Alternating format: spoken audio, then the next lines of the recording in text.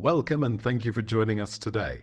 This is At a Crossroads, Global Setbacks for Africa's Development Future. Your moderator today is Dr. Yolande Steenkamp, Network Manager, SDSN South Africa. Please keep your microphones and cameras turned off until we reach the question and answer session for today's event. The question and answer session will be conducted using both the chat function and the raise hand function on your Zoom application. To access the chat function, kindly scroll to the bottom of your Zoom application, click on the chat button and a chat box will appear. Should you wish to raise your hand, kindly click on the reactions button to access the raise hand function. During the question and answer session, the moderator will acknowledge you and you will have to unmute your own microphone and turn your own camera on to make your comment or ask your question. Please note, we will evaluate this event using an online poll. The evaluation is completely anonymous and it helps us to present better events in future. Kindly do take a moment to complete it. It'll be launched following the presentations portion for today's event. As we wait for our final participants to connect their audios on Zoom, we kindly remind you to please keep your microphones muted and your cameras turned off until we reach the Q&A portion for today. Kindly note that since this is a public event being broadcast live on YouTube, Chatham House rule does not apply. This is At a Crossroads, Global Setbacks for Africa's Development Future. Dr. Steenkamp, you have the floor. Thank you and welcome to today's conversation on African futures, jointly hosted by the Institute for Security Studies and the South African chapter of the Sustainable Development Solutions Network, or SDSN South Africa. The afternoon promises to be both interesting and informative, and we look forward to this session together. Using the Institute for Security Studies, or ISS African Futures platform, this event will consider first Africa's current development trajectory and key indicators of progress in a business as usual forecast to 2043. Second, Africa's development potential under the African Union's Agenda 2063 that combines the impact of various sectoral scenarios in an ideal, sustainable world future. Third and finally, the impact of global developments on the future of Africa in 4 scenarios will be considered: a sustainable world, a divided world, a world at war, and a growth world.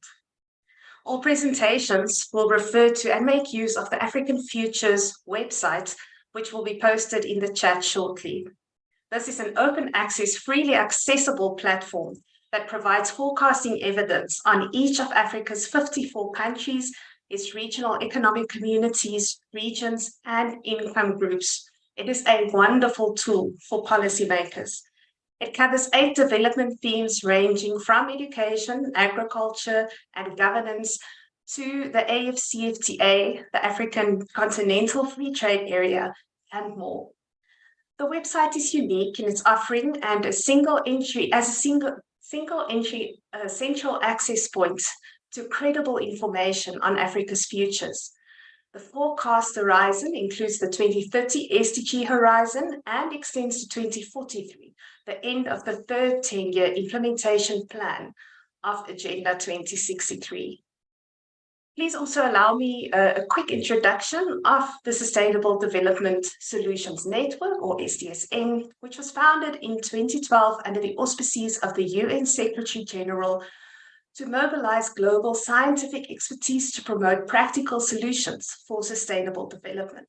As a global network of more than 1,800 knowledge institutions, and therefore the largest network of its kind, the SDSN works closely with the UN to localize the SDGs and develop solutions to complex contextual problems such as climate change, inequality, and education.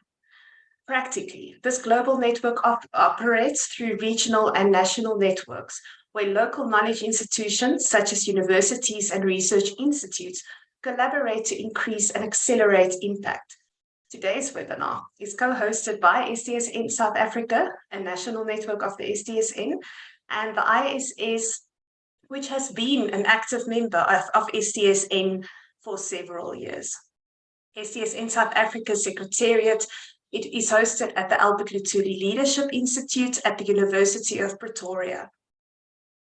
And we support efforts towards accelerated achievement of the country's National Development Plan, the African Union Agenda 2063, and the United Nations Sustainable Development Goals, or SDGs. It is therefore really a wonderful opportunity for us to be involved in this webinar today. I welcome you to an exciting discussion, and I would now wish to introduce our first speaker, Tihaona Mangwende, who is a supervisor of the Division of Data Analytics and Research Innovation Technology Hub at AUDA-NEPAD under the Program Innovation Planning Directorate. He routinely coordinates multilateral partnerships, including collaboration on various science and technology projects, as well as data for development in Africa, including both subnational and national data systems. Tihaona was a member of the African Union Technical Working Group that drafted CISA 2024, the African Union Space Science Policy and Strategy 2014 to 2018, and African Union Data Policy Framework in February of last year. Over the years, he has gained valuable experience using data for policy analysis, measuring innovation and research and development performance, program design, and impact assessment. Tihaona is a trained molecular virologist with a PhD from the University of Cape Town, South Africa, and joins us to offer his more than 25 years of experience. We are so grateful to you, Dr. Mangwende, that you were willing to join us today for a few opening statements from AUDA-NEPAD. Please, Doctor, thank you. The floor is yours. Good afternoon. Thank you, Yolande, for the very kind words that you have used to describe me. At one point, I almost said that could not be me. And thank you also for the invitation that you extended to my CEO. So I'm here to represent my CEO and share a few experiences.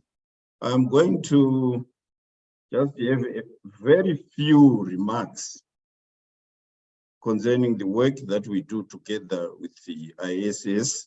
And I acknowledge the presence of Dr. Yaki and his team, and also all participants.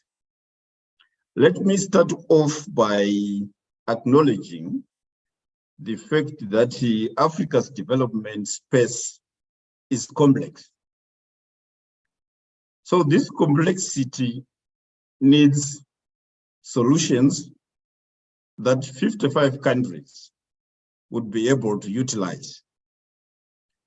And with this, let me quote Benjamin Brewster. This is something that was said way back in 1882. And I quote, "In theory, there is no difference between theory and practice. But in practice, there is." And unquote. The reason why I'm saying this is that Africa needs to have a handle on its development narrative. We have faced quite a ton of advice which comes in very good faith. But Africa must control its development narrative and interpretation. So for Africa to do this, the work that we are doing in terms of understanding possible futures is very critical for Africa to have control of its development narrative without being apologetic, but having control of its development narrative. And the work that ISS is doing, together with other partners, including AUDA-NEPAD, would make it possible for Africa to create and shape its future. Africa, from this wonderful work, should be able to plan its development and manage its trajectory by looking at all that is possible and having a distinction of what is possible, what is plausible, and what is probable, and what is a wild card when it comes to development issues. So the work on the possible futures, it contributes magnificently and significantly to our development plans and how we can allocate resources and accounting for results. And at the end of the day, this will impact hugely on how Africa controls its development trajectory given different circumstances and relationships that Africa finds itself in.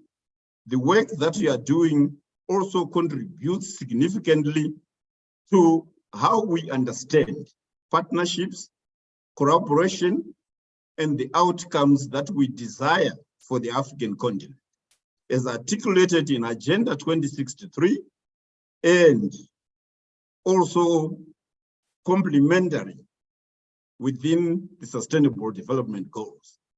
What AUDA-NEPAD sees for the future are two agendas: Agenda 2063 and the global Agenda 2030, but all of them implemented through the second 10-year implementation plan in Africa. So we would want to emphasize this, that the Sustainable Development Goals and Agenda 2063, they complement each other, and they should all be underlined by a very clear and competent understanding of the possible futures that Africa faces as a development trajectory. And this contributes to the narrative that Africa should always emphasize in terms of understanding its development and the partnerships that we invite to the table to see Africa achieving the aspirations that it aspires for, as articulated in the blueprint Agenda 2063. I am therefore very grateful to have been invited to provide these short opening remarks on Africa at crossroads. But I also see it as a crossroads that provides opportunities for Africa to refine its development trajectory and where it wants to be by the time we get to 2063. So, Madam Moderator, these are the few remarks that I wanted to make this morning, but this is extremely important work from which we'll deepen our understanding in terms of how Africa should navigate its way to achieving what it is set for itself under the blueprint for development for Africa, that is Agenda 2063, the Africa that we all want to see as we enjoy this beautiful continent. Thank you so much, Madam Yolande, for giving me this opportunity to present these few remarks on behalf of a AUDA-NEPAD CEO. Thank you. Thank you so much, Dr. Tijuana, for joining us today and starting off our afternoon with this question of how Africa can own our development narrative. And I'm sure we all have curiosities as we look into the future and consider the possible futures of Africa, how this may open our eyes to maybe opportunities in the present that we were not so aware of. We now turn to Dr. Faustin Gashea for some second opening remarks. Dr. Forsten is a senior manager of the SDSN, the Sustainable Development Solutions Network, and he organized the University Presidents Meeting for Africa, which was attended by more than 200 presidents of the biggest universities in Africa, 5 ministers of education from the continent, and the Deputy Secretary General of the UN, Amina Mohammed, to discuss the contribution of the education sector in the implementation of the Sustainable Development Goals. Dr. Gashir Yah, who holds his PhD, was the principal of the College of Business and Economics at the University of Rwanda and has conducted research and consultancy work on various socio-economic studies. It is a pleasure for me to welcome you, Forsten, from the SDG Center for Africa in Kigali. Thank you for joining us today, and we look forward to hearing from you as well. Thank you very much, Yolande, for the introduction. I really appreciate. As you mentioned rightly, I have a short remarks as far as SDSN is concerned. As you rightly said, I'm hosted by the SDG Center for Africa. But again, I represent the SDSN, which is the Sustainable Development Solutions Network, mainly in Africa. So you said it, Yolande, SDSN was launched in 2012 by the former UN Secretary General Ban Ki-moon to mobilize the global scientific and technological expertise to promote practical problem solving for sustainable development and implement the Sustainable Development Goals. So SDSN works under the auspice of the UN Secretary General to marshal the world's universities, think tanks, and the national laboratories for action on the Sustainable Development Goals and the Paris Agreement on climate change by empowering societies through free online education and translate scientific evidence and ideas into solutions and accountability. SDSN, under the leadership of Professor Jeffrey Sachs, promotes the integrated approaches to implement the SDGs and the Paris Agreement on climate change through research, policy analysis, global cooperation, and education. We recognize that research and innovation, although vital, are not enough to guide humanity to a better future.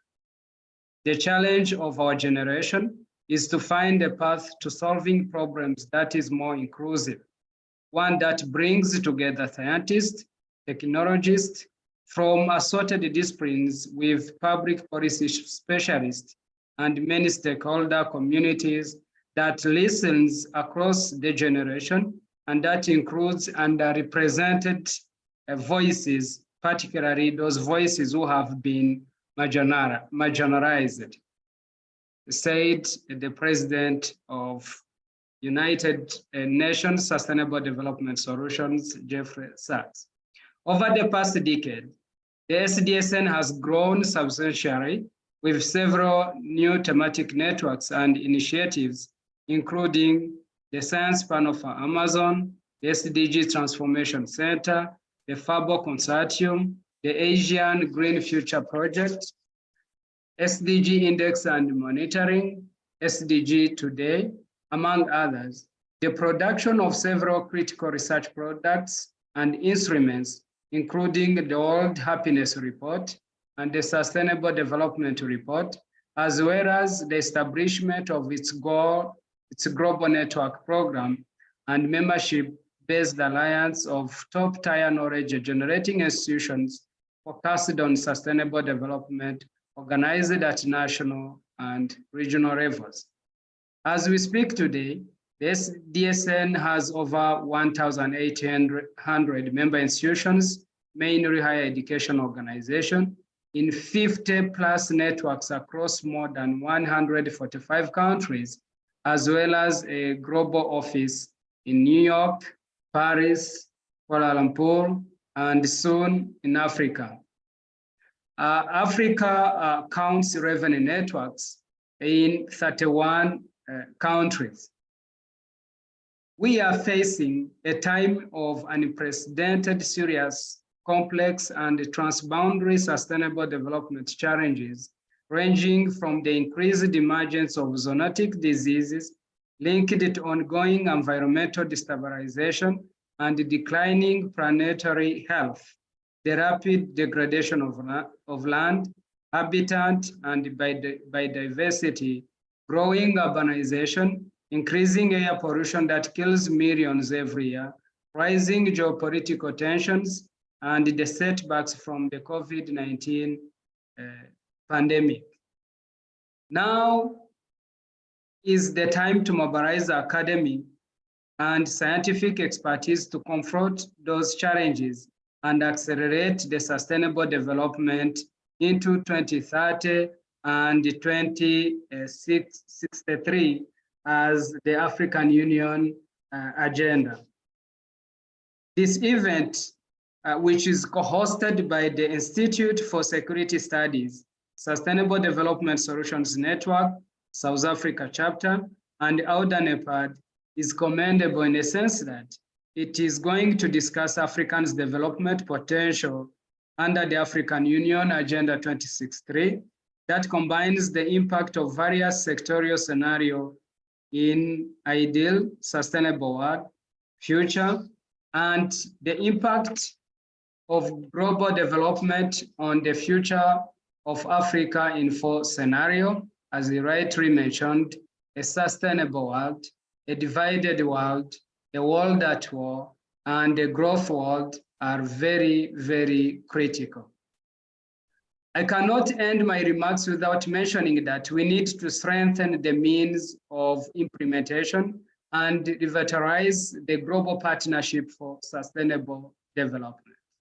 As we speak now, SDSN and SDG Center for Africa, they are undertaking an activity of working on the Sustainable Development Report for the Western and Southern region of the Africa, which definitely at the end is going to inform the policy makers.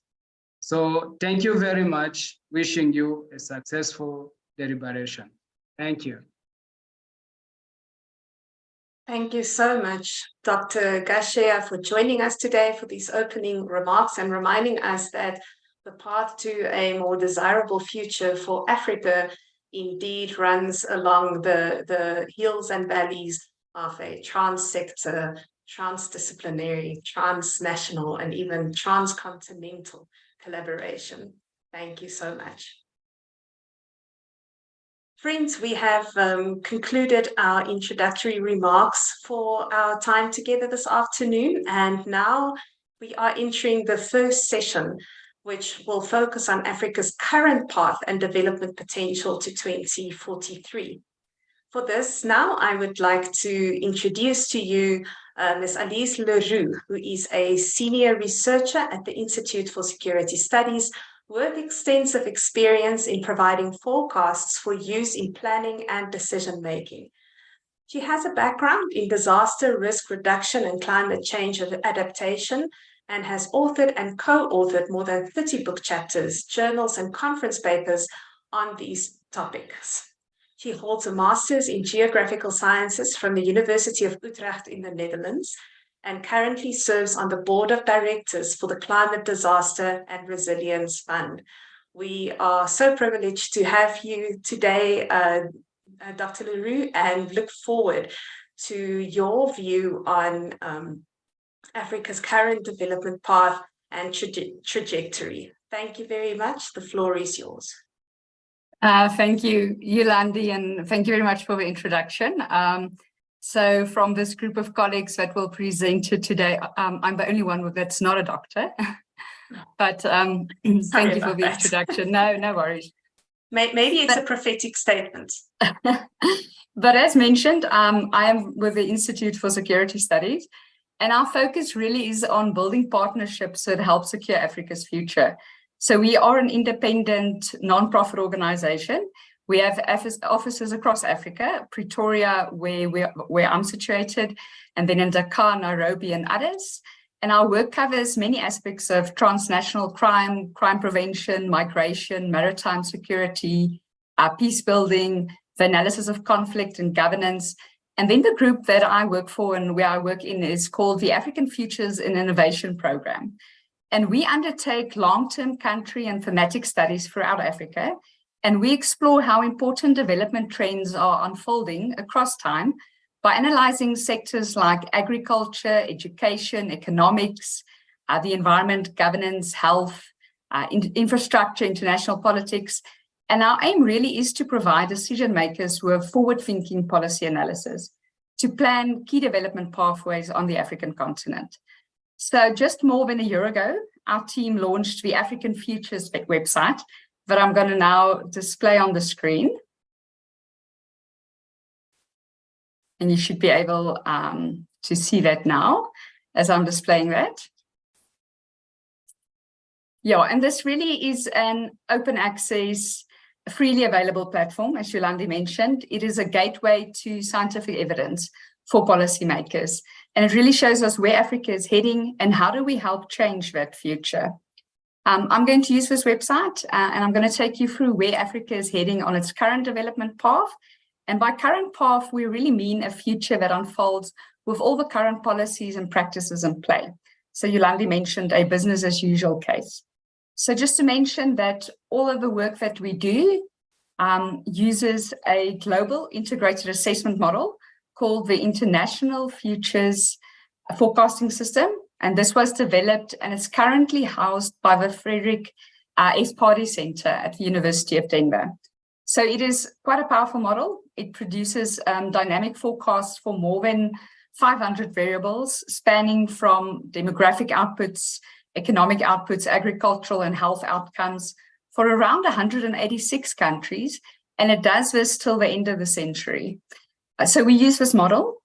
We supplement it with in-country statistics and in-country visits.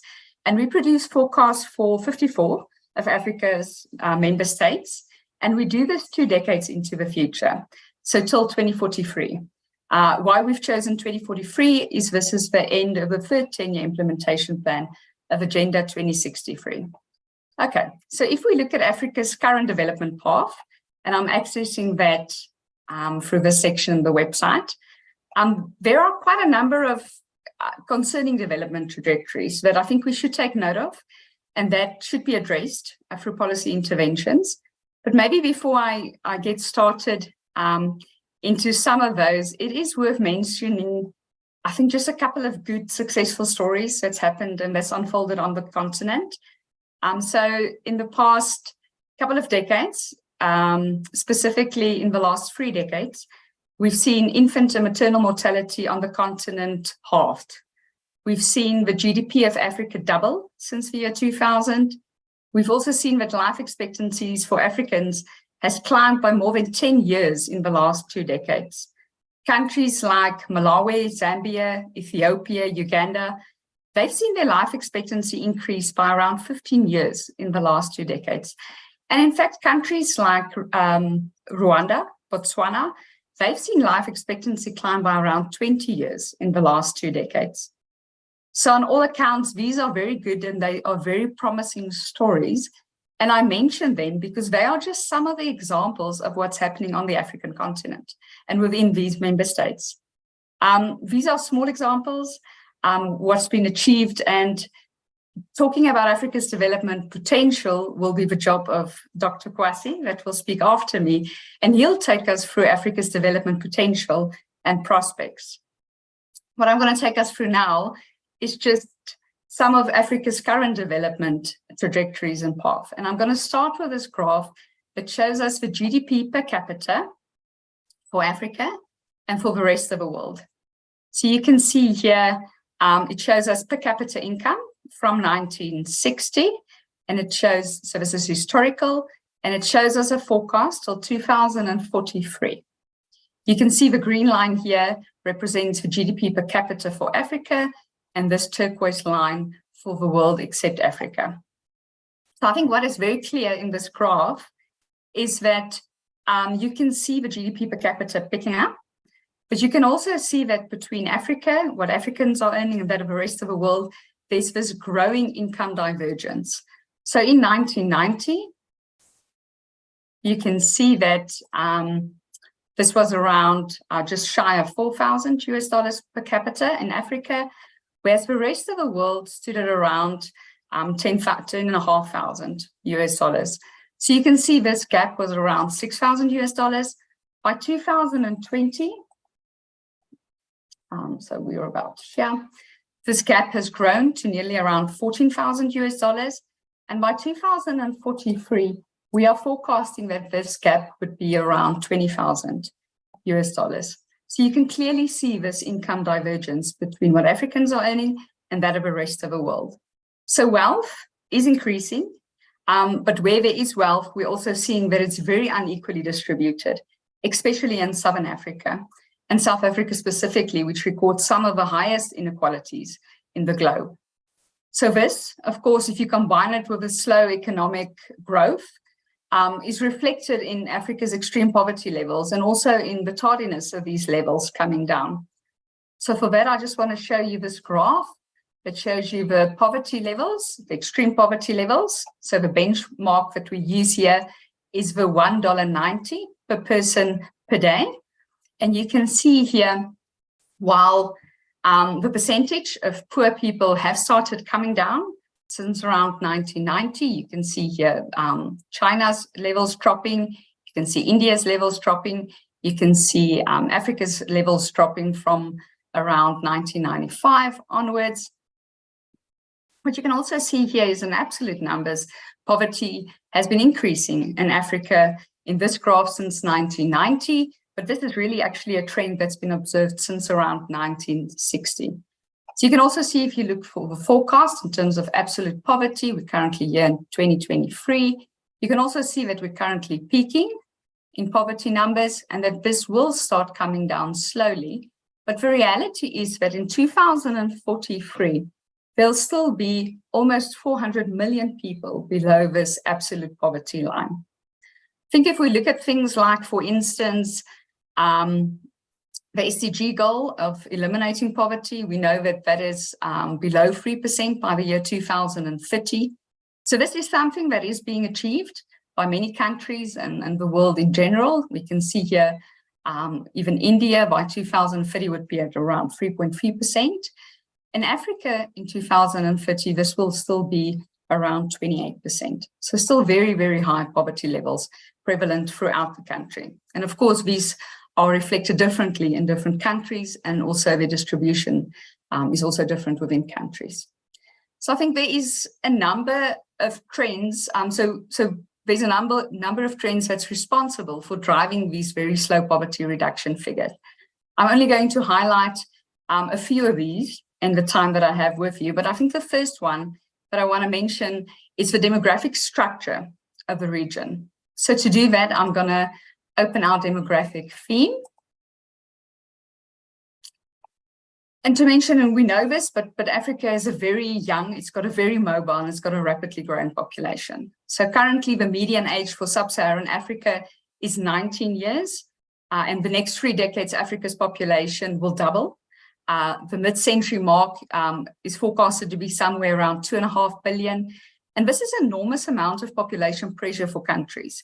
And specifically countries that already have large populations like Nigeria, Ethiopia, DRC, Tanzania, Uganda, Sudan, they'll see a lot of this population pressure. By around 2040, the size of Nigeria's population, for instance, will overtake that of the US, and they will become the country with the 3rd largest population after India and China. So we also know that Africa's youthful population is very mobile, and they're urbanizing. And we know that urbanization is a catalyst for economic prosperity. But we are observing in Africa that, however, many people are being pushed away from rural areas due to poverty, rather than being pulled towards cities because of job opportunities, which means that urbanization, specifically in sub-Saharan Africa, means that it is urbanizing poverty. So this will have an enormous impact on the amount of informality that we can expect in the region in the next couple of decades. The region is also characterized by a very large youth bulge, which given the low levels of employment currently does pose a risk for the instability on the continent. And this is something that is already being observed. But this youthful population can, of course, be an advantage. We know this. It's our potential workforce. And as we know, labor contributes significantly to growth, particularly at the lower levels of development. So they spur economic growth. But in Africa, we are observing that it's a bit of a drag on development. And this is because this growing youthful population requires services. So they require health services, education services. And to illustrate what I mean is I just want to open up this graph that shows you the demographic dividend for Africa, let's just open this one. No, sorry, I'm going to open the one that shows you the demographic dividend for China, for India, and for Nigeria. Yeah, okay, there we go. So when we refer to a demographic dividend, this is typically when a country reaches what we call a ratio of 1.7 working age people for each dependent. So because of a large population growth and the dependency of the youth on the working age in Africa specifically, Africa will only enter this potential period of demographic dividend after mid-century. This graph shows you China and India. So China being this red one, having entered this already a couple of decades ago, and India having entered this around a decade and a half ago. And then you can see Nigeria is only expected to enter this period of its demographic dividend by around 2065 and onwards. But how well countries capitalize on this demographic dividend window has, of course, a lot to do with appropriate policies and the strength of institutions within these countries. So literacy, the quality of basic education are obviously additional requirements. So in Africa, we also know that education quality is trailing behind. And just here to illustrate my point, I want to open up a graph here that shows the mean years of education for the younger age groups. So this shows us on Africa's current development path, the mean years of education for the age cohort between 15 and 24 years old. So we can see in the world, where mean years of education are at around 10 years. For Central and Eastern Africa, this is just slightly above 6 years. And then for West Africa, this is around 7 years. So this is definitely something that we can see Africa is trailing behind in. North Africa, of course, doing much better in this regards. We are seeing high enrollment rates in Africa, but we are seeing low graduation rates and also a low push through from lower to secondary education and onwards. And what this does show us is that the labor force in Africa is and will continue to be for the next decade at least or so unskilled. And we also know that they are in a very poor health condition. So Africa, and this was also mentioned, but it is battling both high levels of communicable and non-communicable diseases. And this is a burden. And this disease burden, of course, is placing a lot of strain on the development of African countries. But I think the good news here is that it doesn't need to be like this. And this is also where Kwasi will take us through many of these policies that can help us in terms of tackling some of these constraints. So I think another trend that I wanna mention is that's also hampering prosperity on the continent is the low levels of agricultural productivity. So to do that, I want to open our thematic theme on agriculture. And I just want to show this graph for yields per capita for Africa and that of the rest of the world, or various regions within the world. So we can see here Africa. So this is yields per hectare since 1960, where it was about 1.1 metric tons per hectare. You can see this increasing to around 2023, 4.3, but you can see this is trailing behind regions like South Asia and also South America. And this is the result of low levels of investment in agriculture, a lack of land reform on the continent, and also the continuous use of traditional farming methods. And unfortunately, what this trend is showing us is Africa is moving towards growing food insecurity. Africa remains the most food insecure region globally. And this manifests in things like hunger and malnutrition. And again, this places a drag on the future development prospects. and the impacts of a healthy labor force going into the future. And I just want to reiterate this point by showing you an example within one of our geographic reports. I want to show you an example within Nigeria between demand and supply of these agricultural produce. For that, I'm going to open up this graph here. It shows you in the blue graphs, let's just give it the agricultural potential from 1960, and then it shows you the agricultural demand here in the orange graphs. Again, here in around 2020, you can see the production, you can see the demand of agricultural produce, and then you can see this demand picking up in the next couple of decades. And again, this is being driven by severe population growth.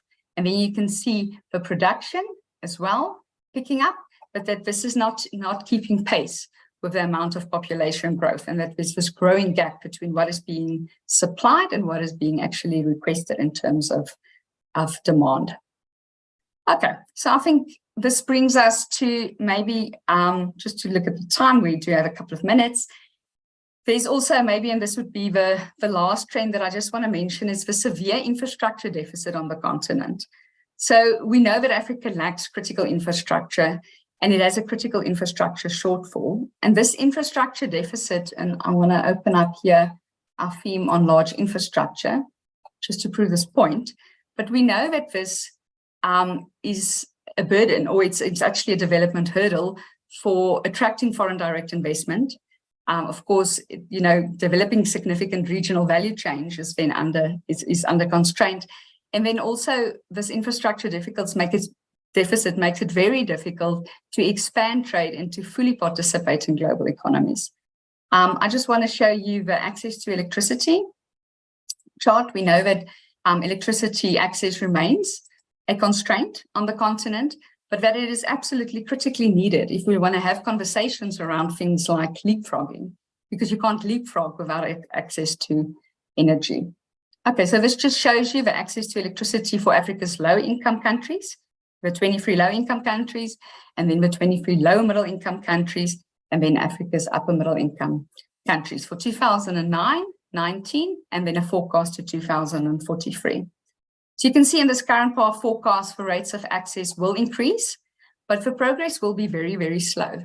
So if we translate this to absolute numbers, in fact, that doesn't have access on the continent, this picture will remain very static in terms of people that will not have access.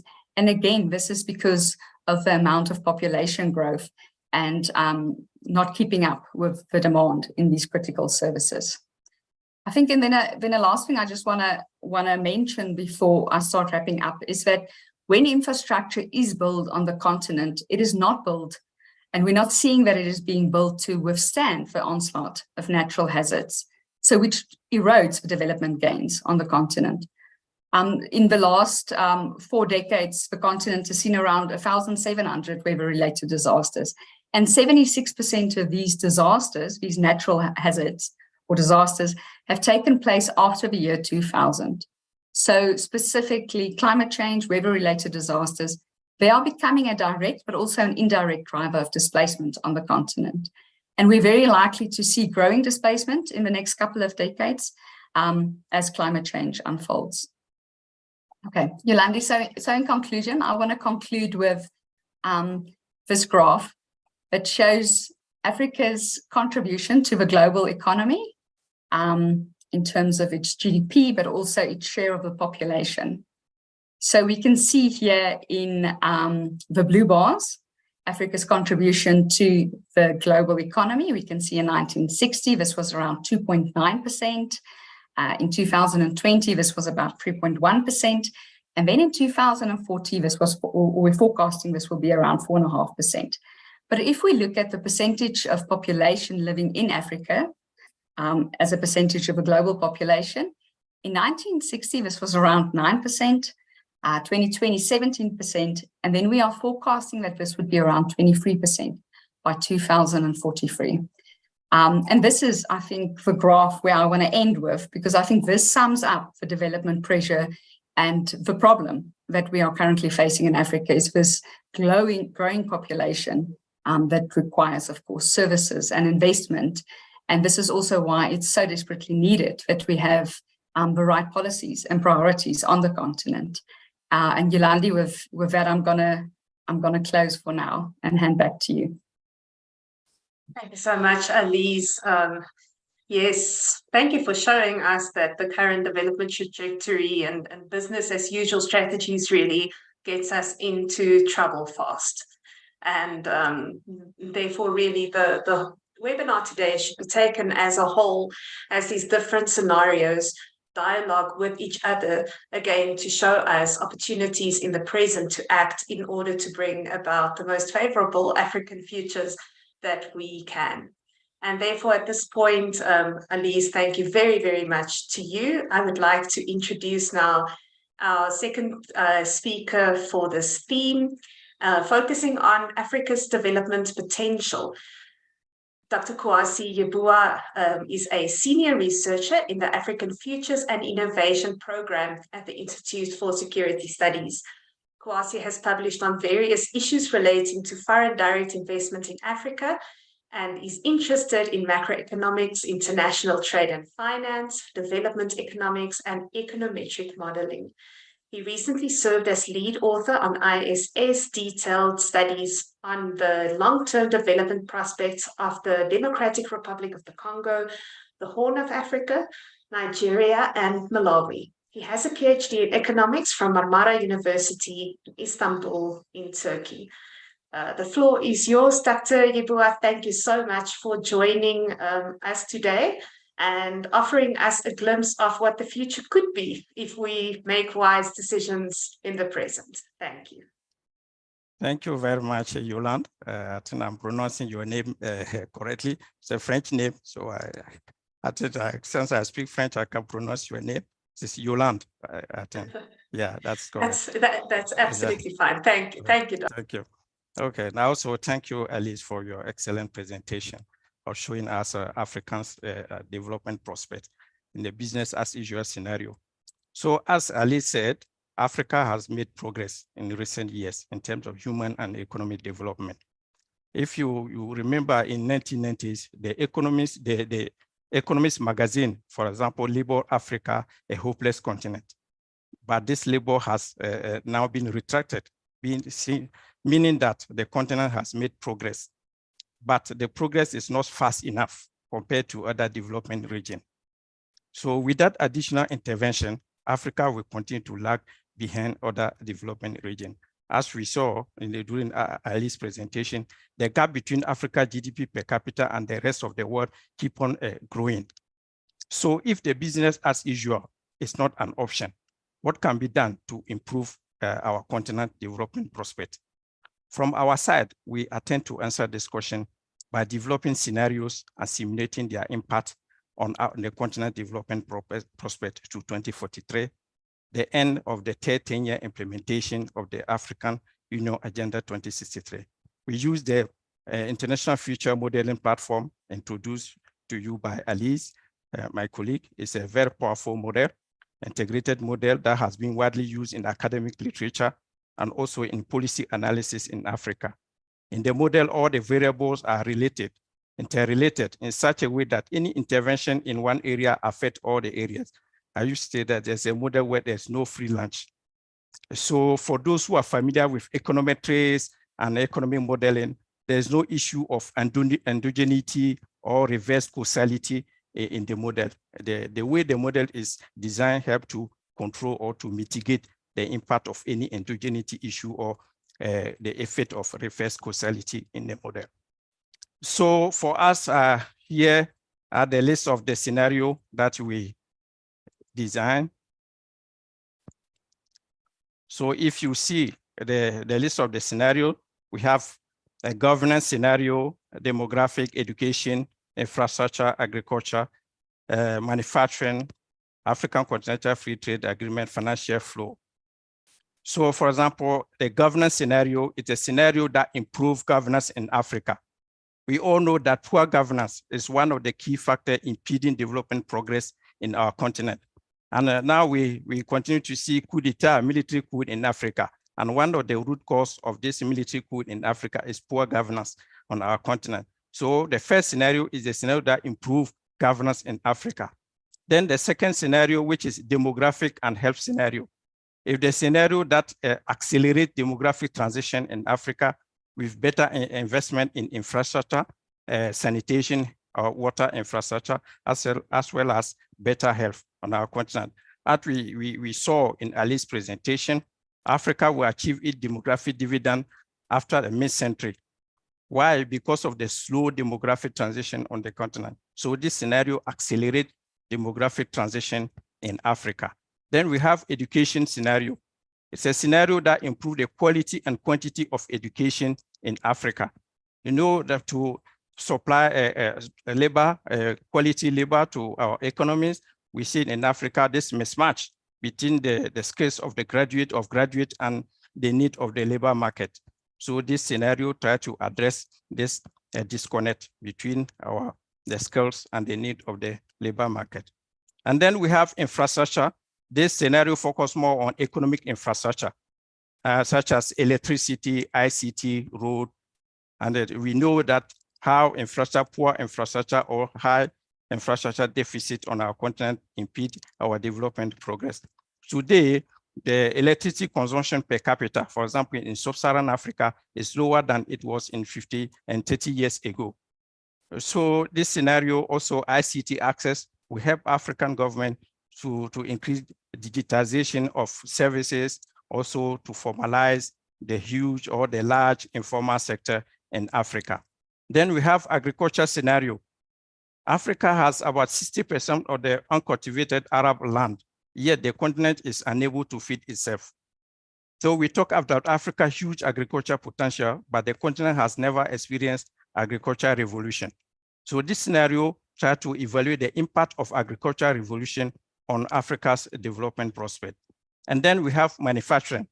We all know the impact of manufacturing in development. Manufacturing is associated with sustained growth, job creation, and modern development. But unfortunately, industrialization has never taken off in Africa. So this scenario also tries to evaluate the impact of industrialization push on African development prospect. Then we emulate the full implementation of the African Continental Free Trade Agreement, which we call AFTA scenario. Then finally, we have the financial flow scenario. It's a scenario that improve international capital inflow into Africa. We know the poor level of domestic revenue mobilization in Africa. So Africa needs external finance to advance its development project. And here we focus on foreign direct investment, aid, remittances, and reduce illicit financial flow. You know, return on investment is very high in Africa, but Africa attracts only about 5% of the global foreign direct investment. So as we can see, all these sectors are not isolated, they are interrelated, meaning that the holistic approach or integrated push across all the sectors will be the right approach to improve the continent development prospect. So if all these good things go together, we have what we call the combined Agenda 2063 scenario, as we can see on the chart, meaning there's a scenario that combines all the individual sectoral scenarios into one scenario. So to start seeing the impact of this combined scenario, let's look at the impact of each individual sectoral scenarios here. First, we can look at the impact on GDP per capita, which is an important indicator, development indicator. So this chart shows the impact of GDP per capita of each scenario indicator. So if you can see here, each color represents each scenario. And the GDP per capita is in 2017 constant US dollar purchasing power parity. So the black here area here show the current path GDP per capita in a business as usual scenario where Africa will be by 2043 in terms of GDP per capita, as Alize showed in her presentation. Africa will get about $7,000 in purchasing power parity. But the implementation, for example, of the manufacturing scenario will add about $400 to the GDP per capita. And also infrastructure will add about $350. And governance scenario, the implementation of governance scenario, we had about $560, and financial flow, $200, education, $240, and agriculture, $370 to GDP per capita. And we see the African Continental Free Trade Agreement, the full implementation of the agreement, we add to Africa GDP about $770. Then we have the synergistic effect, meaning the combination of all these sectors, because if this sector comes together, because of the spillover effect from one sector to other, 1 + 1 is no longer equal to 2, but more than 2. So we have a synergistic effect, which is about now the additional GDP per capita that Africa can get if all these things go together. So as you can see here, the scenario with the most significant impact on GDP per capita is the full implementation of the African Continental Free Trade Agreement. This sent a powerful message, meaning that if African countries are able to come together to create a single market, it will be able to significantly improve the living standard of African population. The implementation of agreement will bring foreign direct investment to Africa. It will help Africa even becoming the new destination for the global supply chain, as now world producers are looking for other locations to diversify their production due to the increased geopolitical tension. Even if you look at in-country incomes, we can see that even if you look at in-country incomes, low-income country, lower middle-income countries, upper middle-income countries, we see that the scenario with the most significant impact on GDP per capita is the after scenario, the full implementation of the African Continental Free Trade Agreement. So what is the impact of this individual scenario on poverty reduction? Here we show this graph, show the reduction, the percentage point reduction in poverty in Africa in each scenario. Here we have agriculture scenario, manufacturing scenario. So when you look at the chart, we have negative figures. We show that all the individual scenario, sector scenario contribute to poverty reduction in Africa. But the scenario with the most significant impact on poverty reduction will be the agriculture scenario, which is show that agriculture is the most viable way to reduce poverty within the short and medium term in Africa, because the large share of African population or even the labor force is in the agriculture sector in Africa. And agriculture is closely followed by manufacturing. Even industrialization push will help Africa to significantly reduce poverty and help infrastructure and all the scenario reducing poverty. Now, what is the impact if all these good things go together, which we call the combined Agenda 2063 scenario? So if all these good things go together, let's look at the impact on GDP per capita. So let's look at first the size of Africa's economy. In the business as usual scenario, if you look at the black bar graph, as in the business as usual scenario, Africa's GDP is forecast to be about 8.5 trillion, 2017 US dollar. But in the combined Agenda 2063 scenario, it could get to about 15 trillion, which means that it almost double in the combined agenda scenario. The size of Africa's economy almost double, which is very important. And let's look at the impact on GDP per capita, which is an indication or an indicator of living standard of the population, even though it's not a perfect indicator. When you look at the GDP per capita in the business as usual scenario, as I said earlier, Africa will reach a GDP per capita of about $7,000 US, purchasing power parity. But in the combined Agenda 2063, it could get to more than 11,000 US, which means that Africa gets additional 4,000 US with the implementation of the combined Agenda 2063 scenario. So let's look at the impact on poverty. If we look at the poverty here, the black bar, this is the current power forecast, and the green one is the combined Agenda 2063 scenario. So in the business as usual scenario or the current path forecast show that our poverty rate in Africa will get to about 18% by 2043 from 34% in 2019 before the COVID-19 pandemic. But in the combined agenda 2063 scenario, the poverty rate, extreme poverty rate, $1.90, get to about 6% in Africa, which is huge. But even with this aggressive but realistic scenario, Africa is not able to achieve the Sustainable Development Goal 1, which is to eliminate extreme poverty. Because even by 2030, the poverty rate in Africa, even in the scenario, get to about 26%, which show how poverty is deep-rooted in many African countries. So we can look at, in terms of absolute number of poor people left. Always the black bar show the current path, the business as usual scenario.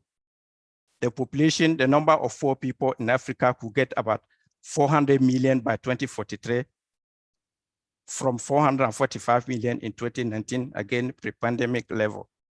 But in the business, in the combined agenda scenario, it could get to 1 million.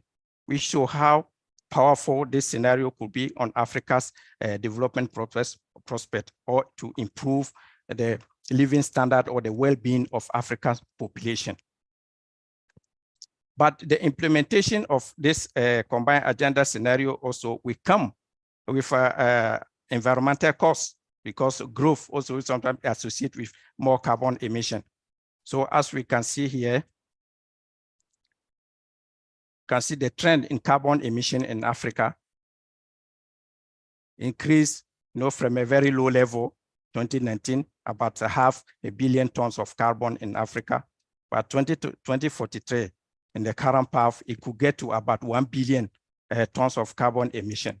But with the implementation of the materialization of the combined agenda 2063 scenario, it could get to more than 1.2 billion carbon, which means that the implementation of the combined agenda scenario will significantly improve the future of our continent.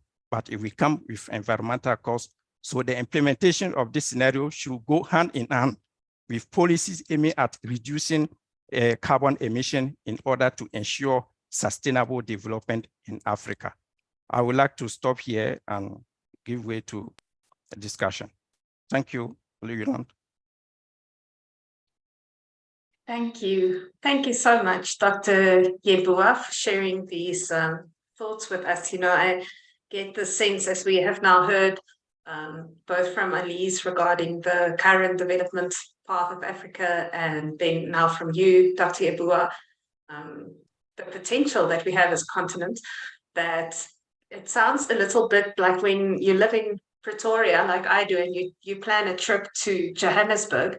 If you leave at 5:30 in the morning, then it takes you just 30 minutes to get there. But if you leave at 5:15, then it takes you half an hour longer. And it leaves me with the sense of urgency that there's really, we need to make an urgent push for implementing wise strategies. And with that, I would like to invite the audience. We are entering about just under 30 minutes of a question and answer session. If you have any questions at this stage to any of our speakers that have spoken, and I would invite our speakers as well, if you have comments or questions to each other, then you are also very welcome. I think this will be a very fruitful discussion. Yeah, so Yolande, maybe while we're waiting for the audience, just to state that when we do these policy interventions that Kwasi showed, is we assume that these interventions already take place from 2024 onwards for the next 10 years, aggressive interventions, and that you then reap the benefits. Just to reiterate what you said, the absolute urgency of these interventions. Right, and also I found it very interesting, the emphasis on, I think 3 things really stood out from your presentation, Dr. Kwasi: the importance of governance in Africa, the importance of the African Continental Free Trade Agreement, the implementation and the full comprehensive implementation thereof, and then also manufacturing, signaling the importance of us moving towards a manufacturing and productive economy. Yes, maybe I can jump in with a question here. What do we know in terms of, let's say, where governments fail to provide the necessary infrastructure, where governments do not provide educational opportunities? What is the impact of the private sector? To which extent does it make up for some of the failures of governance on the continent? Yolande, maybe I should respond to that because I did the governance forecasting on the platform. Thank you. My name is Yaki Cilia. I will be speaking in the next section. Governance, of course, is a very difficult area to forecast because we cannot provide for what academically we know as agency. You know, the decisions so we also know that poor countries inevitably have poor government capacity, they have poor security, and levels of inclusion are quite low. Now, what we do in the governance scenario is we model 3 dimensions of governance: the extent of security, the extent of government capacity, and the extent of inclusion, that relates to gender and democracy. And then we compare that across countries, and we compare Africa with the rest of the world. And governance is it's a force multiplier, of course, as we all know, because it cuts across all dimensions. But our main, so as countries become richer, their capacity and their security, and also very often inclusion, expand, and government, the ability of government to translate tax revenues into outcomes, water, lights, and so on, improves. But as we've seen, for example, in South Africa, when you get poor leadership, as we had, for example, under Jacob Zuma, then those wasted years, it's very difficult for us to, in a sense, model that. We can look at these broad structural trends. Now, when you have a government, which is the case in many African countries, that is not providing appropriate services, then we find, of course, that the private sector, where that is possible, South Africa has got a large private sector, so the private sector can enter and provide services, schooling, water, electricity, and all kinds of stuff. And that is because South Africa has got relatively a large corporate private sector. That is not the case in most of Africa's 46 low and low middle income countries, where the private sector is really small enterprises. They cannot provide schooling, or they can, but the quality is not that good. So there is an extent to which the private sector can take over. And what is interesting, modern technology means that the entry point of the private sector is actually lowering year by year through modern technology, particularly cell phones and internet. But in the long term, you need a capable state. You need to build government capacity that can provide education, water, sanitation, and those basic services. If you outsource too much of that for the private sector, then you increase inequality.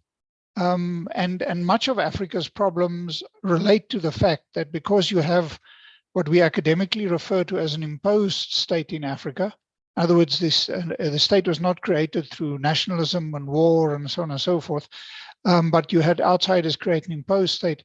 That means that you don't have a kind of a social cohesion. You find that leaders reflect their family or their ethnic or whatever identity. Yeah, so private sector, important player, but it particularly for for upper middle income and maybe a few low middle income countries, but elsewhere the private sector, we need to fix government is sort of, and we need to fix leadership on the continent. There's really no way around that. So yeah, so there's a few remarks on that side of things. Yolande, maybe I can add on and just add something else. I don't Yes. see any questions at the moment. I wanted to mention something that I thought is important for the the viewers, listeners to also know. So we do our forecasting at a national level. So for every of Africa's 54, we model 54 countries. We can't at the moment model Western Sahara. And Alize mentioned that. But what we do when we forecast is we look at where the country is coming from, and then to model the scenario, we look at what has been achievable at other countries at similar levels of education, GDP per capita, and so on.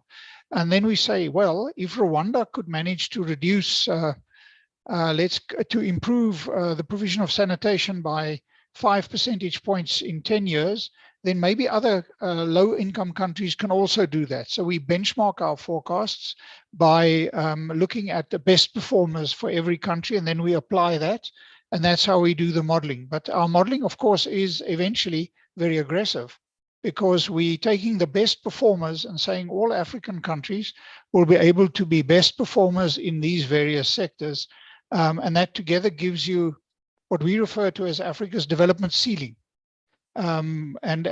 Reality is likely to be more modest.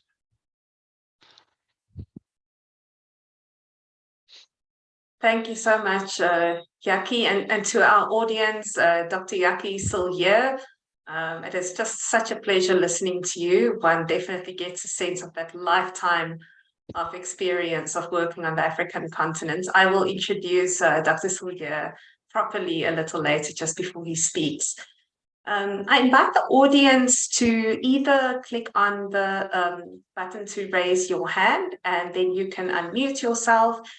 Please switch your camera on if you do so, and you are welcome to ask your question yourself. If not, if there's a little bit of stage fright, or maybe your connection is not so good, then you're welcome to also post your question in the chat. Our experience is very often that when we throw lots of charts at people or graphs, then it's a little bit intimidating. Yes, I must, especially for non-economists, so such as myself, I should say. We do have a question from Sebastian Wangani. What role does conspiracy play in undermining African continental progress, particularly from multilateral institutions? Disinformation has led to stringent lending conditions that are detrimental to the well-being of Africa. I think this is a very topical question. We also recently, in the last months, had that large gathering of heads of state in Paris to address this question of lending for development purposes to the developing world, to the African continent. Yes, I wonder. I'm probably best placed to answer to that, Yolande, because actually today, I'm sorry to just start talking. Today, in actual fact, I think on our blog, I will have published a piece that is titled, quite controversially so, Africa needs more debt. But it's a bit of a controversial title. I'll make a few remarks on that, and Kwasi probably could add to that. Africans, we tend to believe that we are victims of the International Monetary Fund and the World Bank and the West and Russia or whomever. But I mean, it is ultimately African leaders that make the decisions about what money to lend, what to spend the money on, and to develop or not to develop the continent. Now, at the moment, we have the BRICS summit here in South Africa, and there's, of course, lots of talk in the corridors to the extent to which the current, let's call it new liberal development paradigm, has not developed Africa, and Africa has not benefited from that. And there is a degree of truth in that. The global financial and other architecture needs to be reformed to be able to provide a level playing field. We know that, for example, the risk agencies generally penalize Africa, and therefore we pay anything between 5 to 8 times more on interest rates than other comparable, than, for example, the rich countries. But that is because we have a a private sector dominated global financial system where most of the money is in the West. I don't, so, I mean, there are many ways to look at this issue of why is Africa not developing? But I think the primary reason we have to look at ourselves. We have to look at poor leadership, policy decisions that have not been informed by evidence, and of course, external shocks. I mean, COVID-19 is the best example of an external shock that Africa has no role in creating, that will by 2030 mean that an additional, I think, 30 million more Africans will live in extreme poverty. And I think that eventually we, of course, particularly in South Africa, we love conspiracies. We love to blame somebody else for our problems. But I think the primary response to our challenges is to look at what we are doing. And we always need to look back and look at China, the Asian tigers, countries that have sometimes come even from a worse position than Africa, and they face the same global constraints they have managed to develop. If they can do that, also suffered from colonialism, hostile foreign environment, so can Africa. And it all, I think, largely comes down to those requirements. There are certain structural factors that inhibit growth. Yeah. Okay. I will also add some comments to what Yaki had said. Thank you, said, yeah, a bad image about Africa from the people outside the continent, multinational organization or institution continue to penalize the continent. You know, it's in many African countries now, you see that the stability or even the business environment can be equated to what we have in some advanced countries. But still, these countries are facing this bad image, are suffering from that, where interest rate is very high. Even, as I mentioned, foreign direct investment. Africa has one of the highest return on investment, but yet we are struggling to attract foreign direct investment because of this bad image about the continent. So the continent is borrowing at a very high level of interest rate, which keep the continent, the many countries, constantly in debt crisis. And also, it is up to us, our leaders, to show that we are ready to change, to implement good governance principles, to show that more political stability, to end military coup. Who will come to invest in a country where there's constant military coup, or there's constant political instability in the country, or war or armed rebellion? So it's up to us to show that we are ready to change. If we send good signal to the market, I'm sure that we also, the perception about Africa also can improve, then we can get a loan at better interest rates to develop our continent. Thank you. Thank you so much. I'm going to read another question in the chat, and then I also see Heinz Kiepisch, you have your hand up. I will turn to you next. The question is, could you provide examples of successful strategies or initiatives undertaken by African countries to mitigate the effects of global setbacks? And how do these examples highlight the role of resilience and adaptability in shaping Africa's development path? So similar to the approach you took at the beginning, Alize, to mention the successes that we have seen on the continent.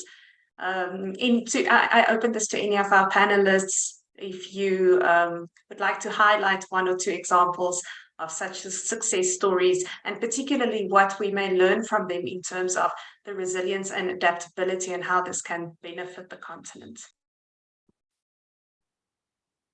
Okay. I want to say something. An example of a successful strategy for the global setback, I don't have one particular example, but I would like to say that many African countries now, because of tightened monetary condition and financial condition, increasing debt crisis, many countries now maybe are trying to rely more on mobilizing domestic revenue, more focusing on domestic revenue, and try to increase resilience and adaptability, also continue to increase their spending. In domestic revenue mobilization is very low, and there are still more untapped sources of income and revenue in African countries.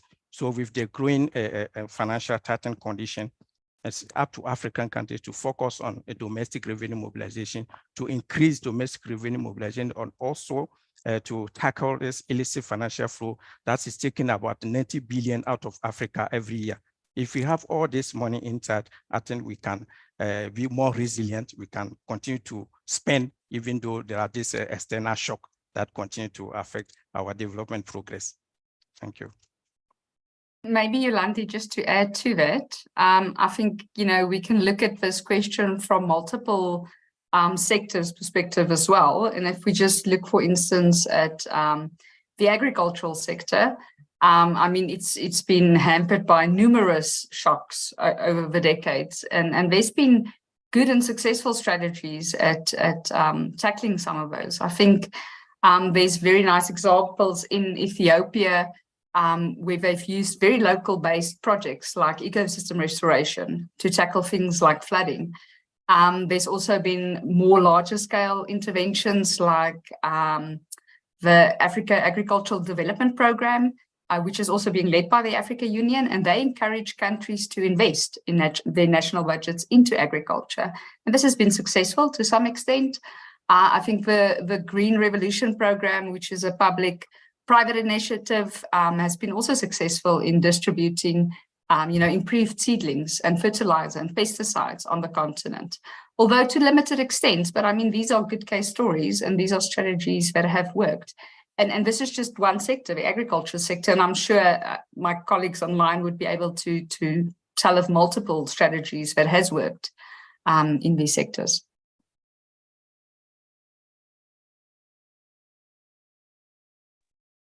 Sorry, I was muted. Thank you very much, Kawasi and Alize. Thank you for that indeed.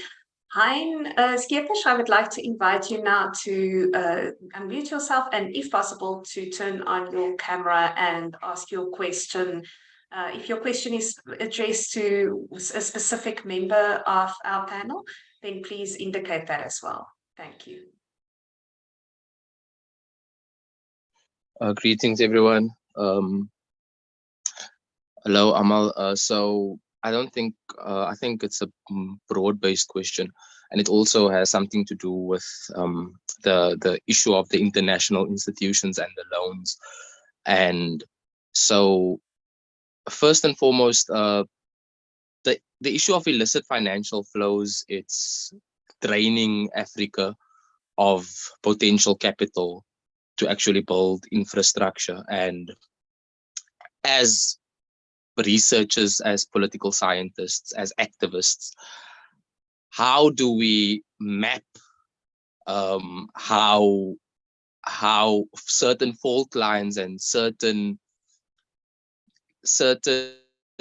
let's say forces still contribute to pushing societies and pushing governments towards certain policy frameworks, like in South Africa or in Africa, whereby we have monetary frameworks, financial, fiscal frameworks that are not to the benefit, labor law frameworks that are not always beneficial to the African countries and their sovereign wealth, let's say sovereign resource, African sovereign resource ability.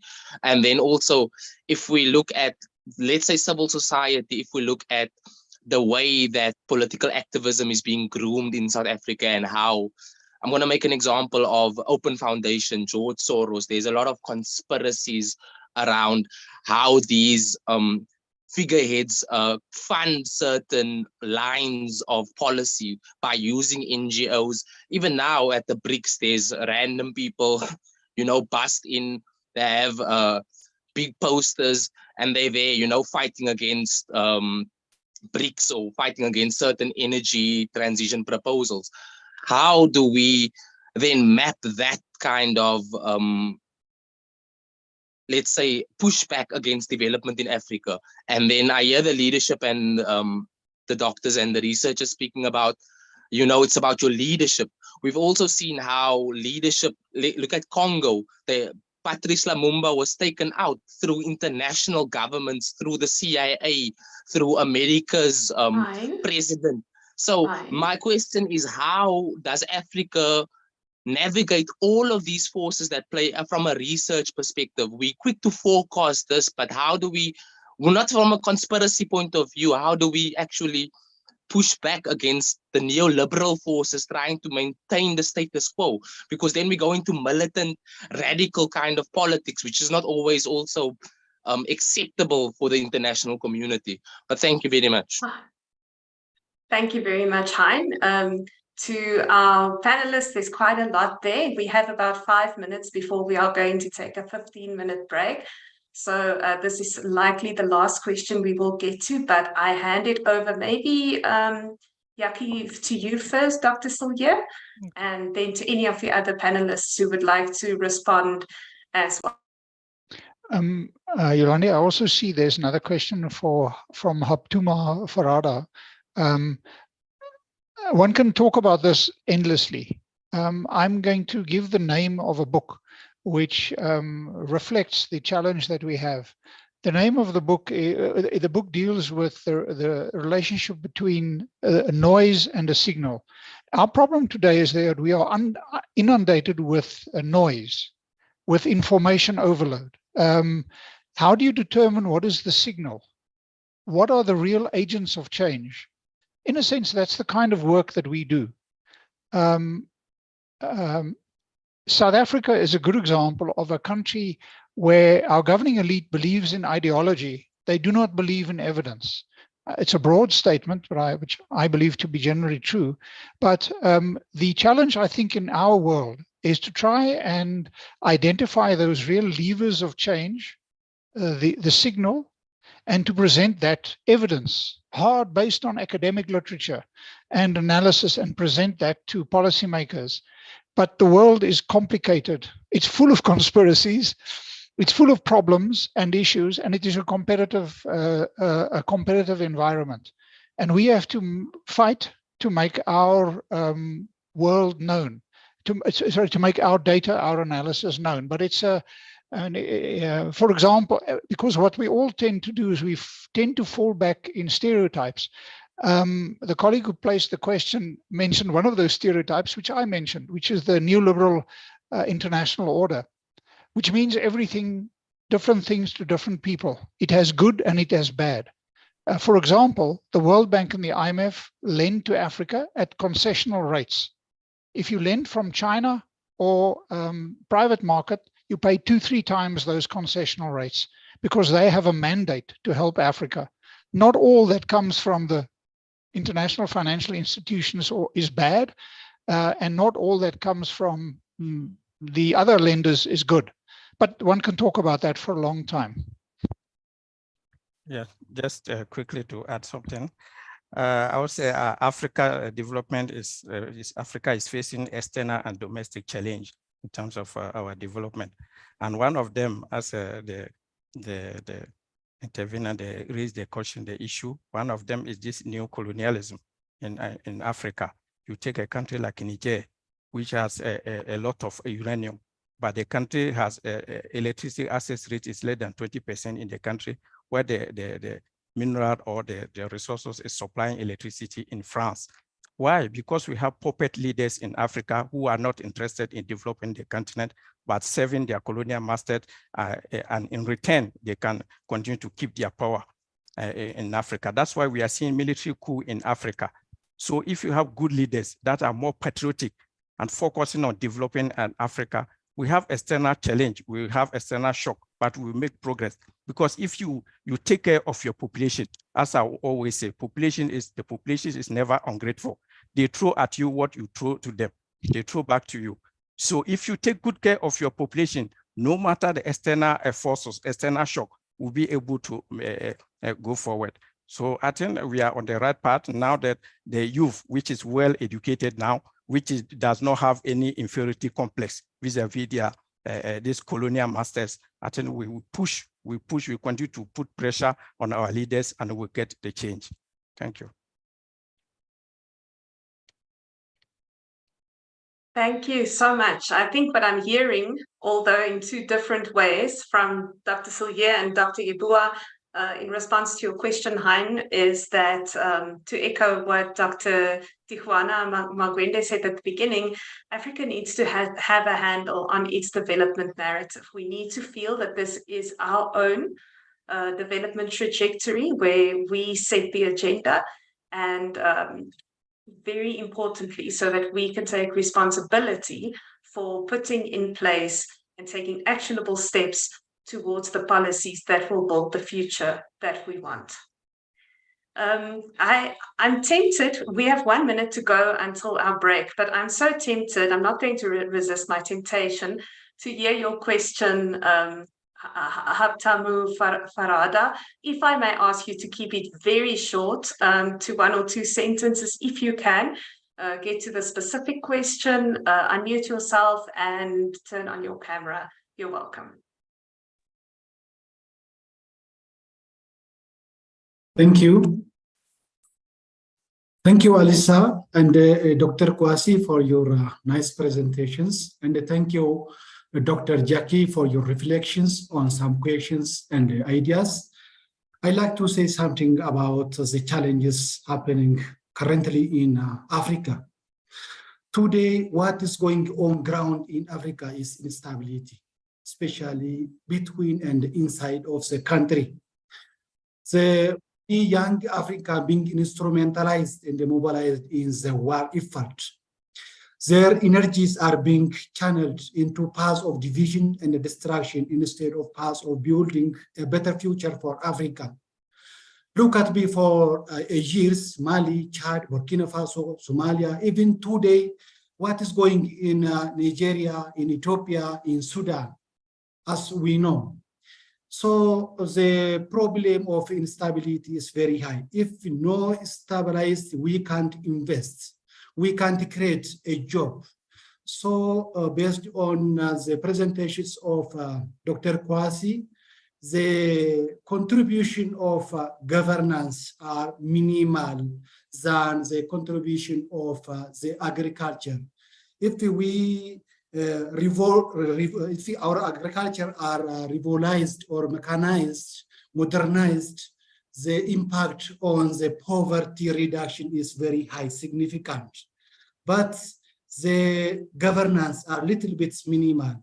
How you have put it, the contribution of governance more or less than the agriculture. If no instability, we can't do the agricultural mechanization even. The second, my question are the population. Sorry, Mr. Farada. If okay. I can ask you that we keep it to that first question, how governance and agriculture relate, would that be okay? Because we are already over time. Okay. I will come back in the Thank you. Yes, thank you. And this sounds to me like a question best addressed to Dr. Yeboah. Yes. Yeah, I think in our scenario, when we look at the GDP per capita, governance contribute more than agriculture. But in terms of poverty reduction, agriculture contribute more than governance because the largest share of labor force in Africa is in the agriculture. We look at many African countries, more than 60% of the labor force is in the agriculture sector. So if agriculture is mechanized, agriculture, we have agriculture development improve, definitely it will affect more people.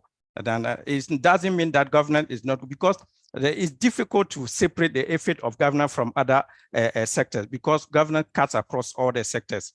You cannot have manufacturing, industrialization, or a full implementation of agreement without good governance. We cannot implement good agriculture policy without good governance. So there's a kind of two-way relationship between all the sectors. So we show the impact of each sector, but in fact, it's very difficult to separate the effect of in one sector from others because they are interrelated. Thank you so much, Dr. Yeboah, and to everyone joining us today for your patience as we went slightly over our time there.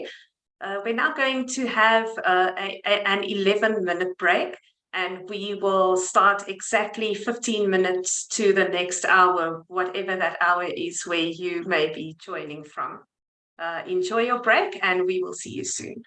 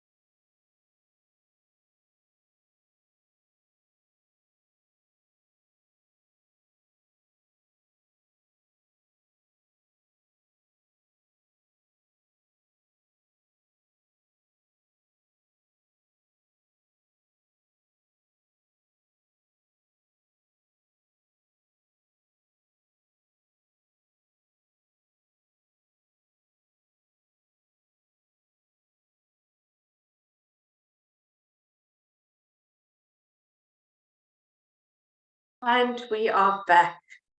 We resume this event of the futures of Africa as we contemplate on what the futures can reveal about decisions that we need to take or make urgently in the present.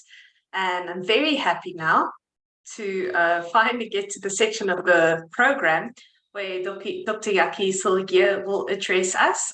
You all know Yaki's face and voice by now. But as for formal introductions, Yaki is the founder and former executive director of the Institute for Security Studies, and he currently serves as chair of the ISS Board of Trustees and head of the African Futures and Innovation Program. I would thank you. Thank you.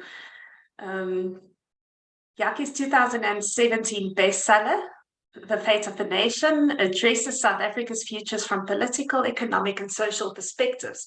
His most recent books, Africa First, Igniting a Growth Revolution, March 2020, and The Future of Africa, Challenges and Opportunities, the very next month, 2021, and Africa Tomorrow, August 2022, take a rigorous look at the continent as a whole. So clearly, Dr. Sillier is a very active author on all things Africa and African development, and we are delighted to have you, Jackie. Thank you for joining us today to share your insights. The floor is yours. Thank you very much, and thanks for hosting us. It's actually a great pleasure and an honor to work with SDSN South Africa. Been an admirer of the work over many, many years. So I'm going to share screen and go back to the website, because everything we do is available really on our website. I'm showing you the front page of the website because I think that what we have been presenting to you is everything from the ISS website. So let me go to presenter mode. What we have been doing is we have shown you, firstly, we've drawn some material from, in actual fact, sorry, from the thematic side of the website. What Alize did is she presented Africa's current development trajectory, and then took a few examples from demographics and agriculture, but there are various themes that she presented on. And then Kwasi presented Africa's combined Agenda 2063, the combined impact of all these sectoral scenarios on Africa's development potential. In addition to modeling the impact of each of these sectors, we also look at the impact of all of these sectors on work and jobs, on climate change and energy. And we ask the question, so what is the impact of these developments on these various scenarios and on Africa's combined Agenda 2063? Now, if I were to go to, for example, the combined Agenda 2063 that Kwasi presented on, in all of our pages, or all of the themes on the website, on the left-hand side, there's a menu, and Kwasi showed you this chart. I want to show you this chart, which really looks at GDP per capita for Africa from 1960 until 2043. Kwasi showed you this. This is Africa's GDP per capita. There is the impact of COVID. And then Alize first spoke about Africa's current path, where we think the continent will be going by 2043. And then Kwasi spoke about what is the potential, if all our scenarios come together, of a combined Agenda 2063 scenario out till 2043. And as you can see from what I'm showing you, it's a very aggressive forecast. And as I explained, what we do is we benchmark the best progress for a country at a similar level of development, let's say for Zambia, and then we, let's say, in improvements in yields per capita, and we then apply that to other countries at similar levels of development. And that gives you this very aggressive forecast of what we think is Africa's development potential. Now, Africa's development potential, of course, does not occur in isolation. We are part of the world. There have been recent shocks. That is the impact of COVID on GDP per capita on Africa. And currently we have rising tensions between China and the United States, which certainly has put a damper on global growth.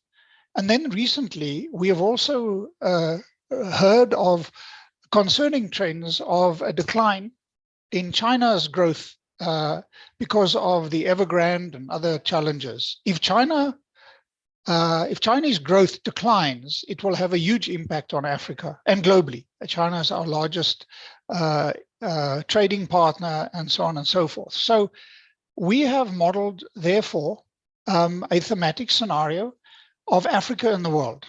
And that's what I want to speak about a little bit. So we asked ourselves the question, we have spent a lot of time, a lot of effort to look at Africa's long-term development prospects out till 2043. But the assumption behind all our work is that this happens in a kind of an ideal world, a world that facilitates Africa's development. And as we actually were discussing before we broke, Yolande, we don't live in an ideal world. We live in a world of contested ideologies, of power, and of shocks. COVID-19 is a classic shock. Russia's invasion of Ukraine, another shock. Chinese growth reduction, another shock.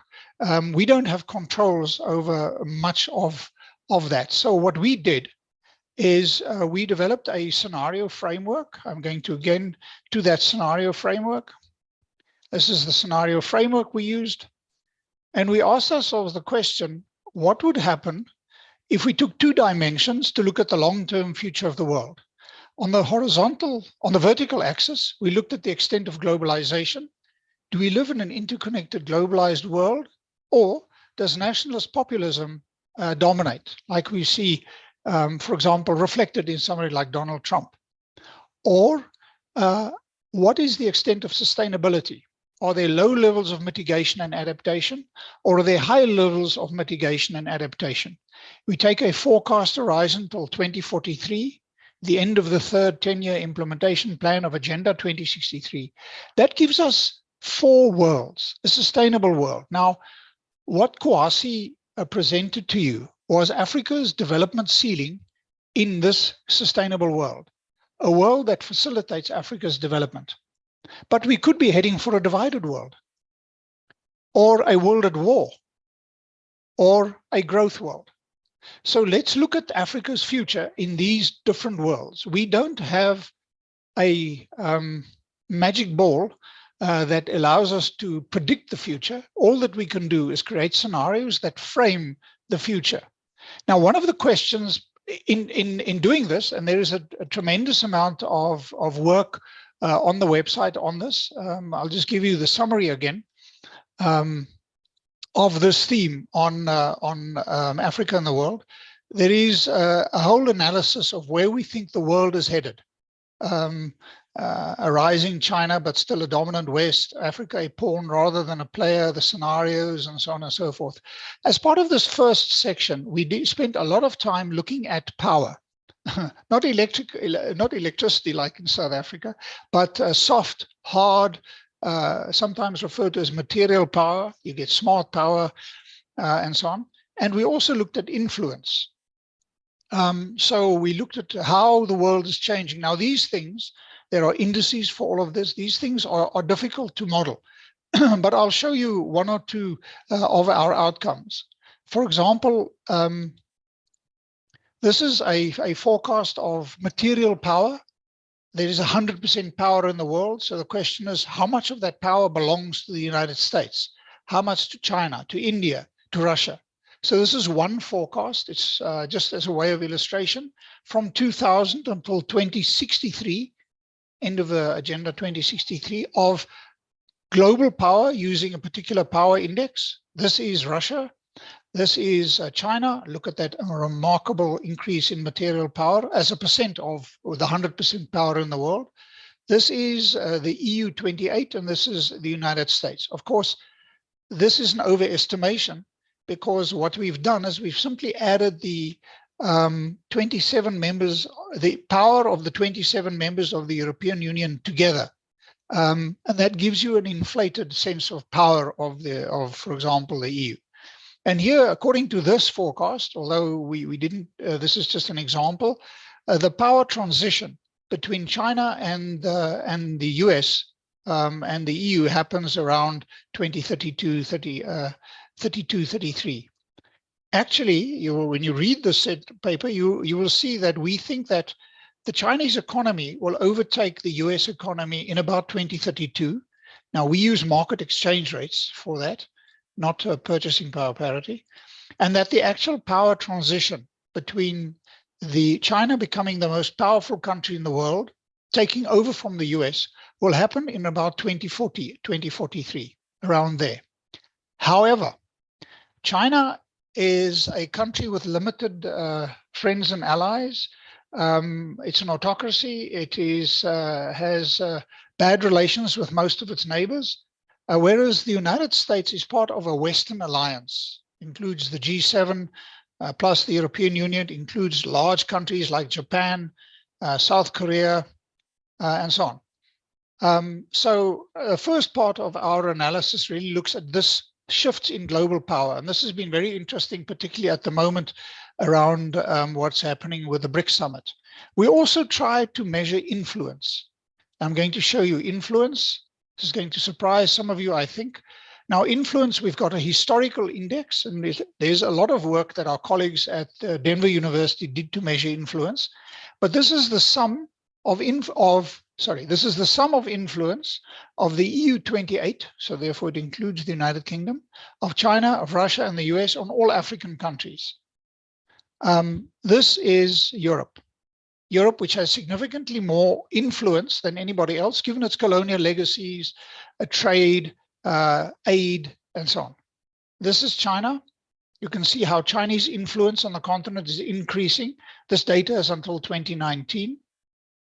This is the United States, and this is Russia. So this is probably wrong, but it is an effort to get at some of the questions, one of the questions that was asked in the previous round: soft power, influence. And there's a whole, if you go to this section, Africa in the world, you will see how this index is constructed, and it is no more than an effort at reflecting a reality, so that we use that as a first part of our work to look at the scenario framework that I showed you.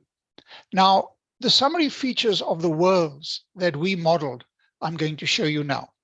So for each of these different worlds, we came up with let's call it a story.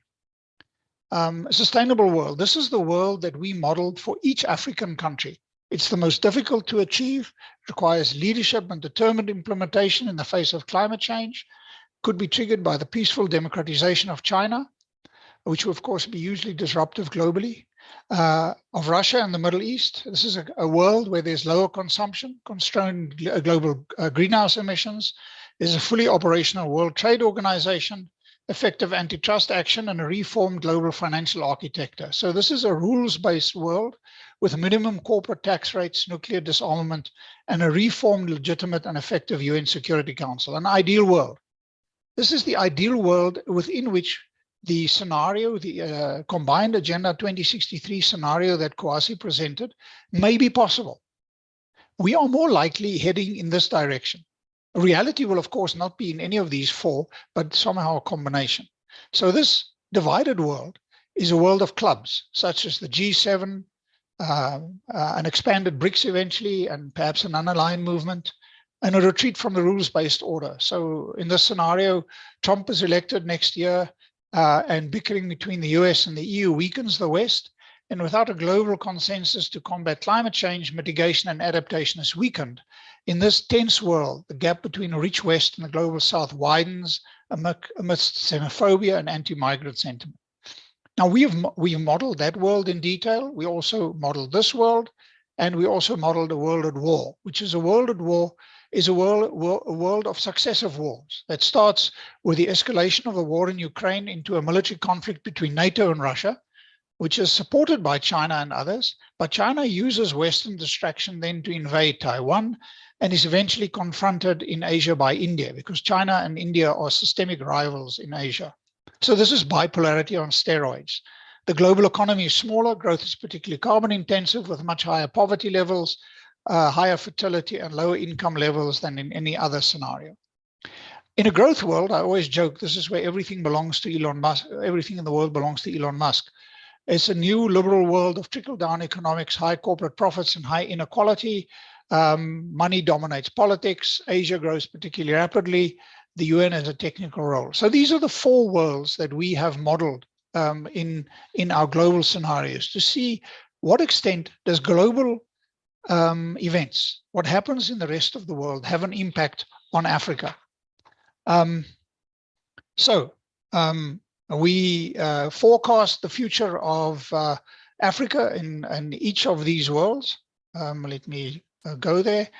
For example, this is Africa's, we model GDP in the world and the GDP in Africa for each of these worlds. Seeing we are in Africa, let's focus on this. So in 2019, in constant 2017 dollars, the total GDP of Africa was about $3.1 trillion. In the divided world, it would get to about $8.4 trillion by 2043. In the growth world, to about $14 trillion. In the sustainable world, just over $15 trillion. And in the world at war, about $6.6 trillion.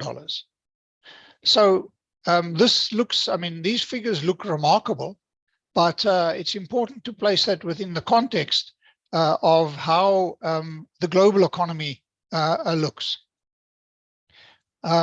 Sorry.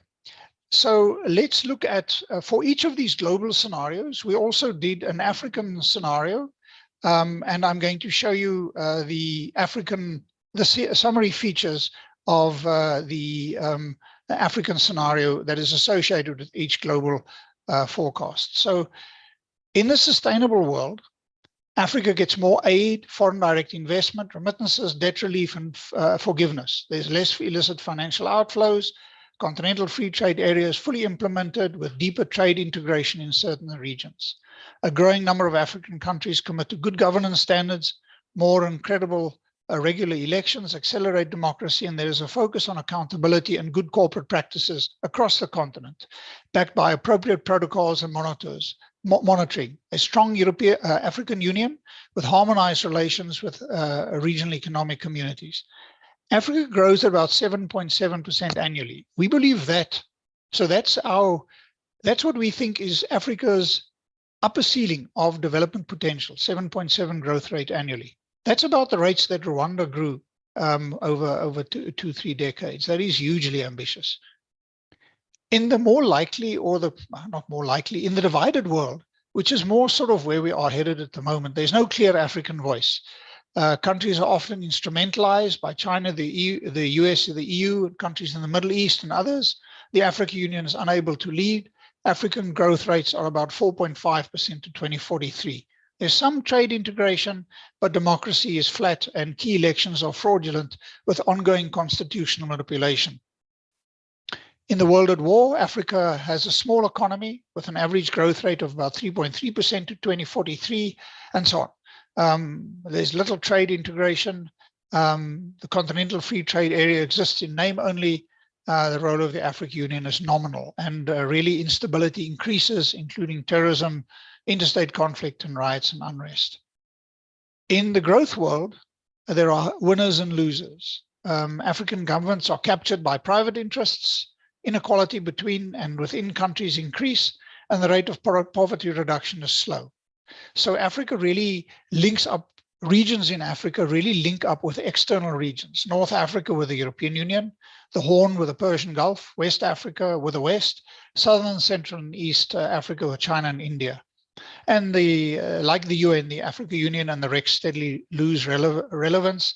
Money laundering and organized crime is rife. So there are global scenarios and there are African scenarios, and the African scenarios speak to the global scenarios. And I've already shown you what Africa's GDP is in each of those 4 scenarios.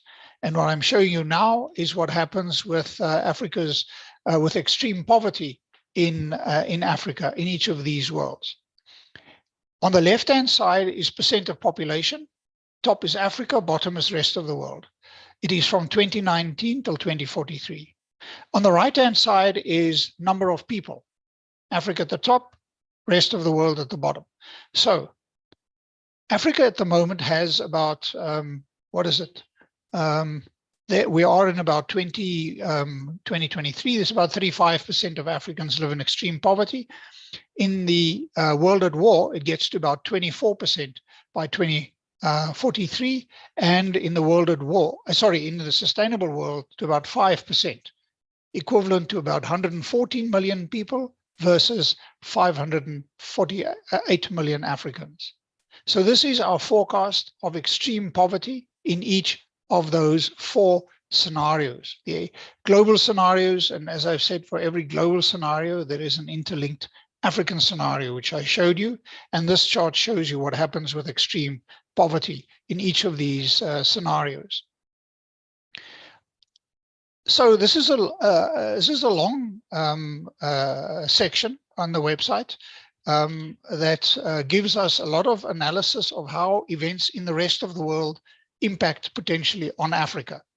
I want to take you to, at the top of each of these themes, there is a what we refer to as a slider, top 10 takeaways. And I'm just going to quickly run through the main conclusions. But I would really recommend that if you are interested in where the world is headed, where Africa is headed, that you read the entire theme. You go to themes and you go to Africa and the world under the themes. That's where I am. So our analysis, we started with power, is firstly that China will overtake the US as the most powerful country in the world before mid-century. But the West will, however, continue to dominate globally and maintain a technological and wealth advantage even over a possible China-Russia axis. You know, for example, recently in the current days, there's lots of discussions about de-dollarization. Yes, that will slowly happen. But if you look at the dominance of the West, it's going to be a very slow and difficult process. The dollar will maintain its supremacy for quite some time. Second major takeaway is, in addition to the accelerated impact of climate change, 4 events could disrupt this broad structural trend, because we don't have a magic wand in which we can predict what's going to happen. The first is the democratization of China. If Chinese growth slows down, pressure within China will increase. And like the Middle East, China has been able to buy off the pressure for democratization, for self-actualization, through extraordinary rates of economic growth. Once those rates start declining, then historically what happens is that the pressure for people to have an own say in their future increases. And the democratization of China would have a huge disruptive impact globally and particularly on Africa. Second is ongoing political polarization, eventually conflict in the United States, if the Republicans and the Democrats continue on their current divided pathway. Although that's more unlikely because being a democracy, the US has more absorptive capacity than a country, conflict absorptive capacity than a country like China. The third is the substantive expansion or contraction of the European Union. At the moment, the impact of the war on Ukraine has been to increase solidarity. It's like the European Union has found its mojo. And maybe Turkey and a democratic Russia decide to join the EU, or maybe countries decide to leave the EU, like Brexit. A fourth event that could really change our scenarios is political integration and reorientation in Asia. Asia is economically integrated, but is politically at odds. Just think of the Western orientation of South Korea and Japan versus North Korea and China.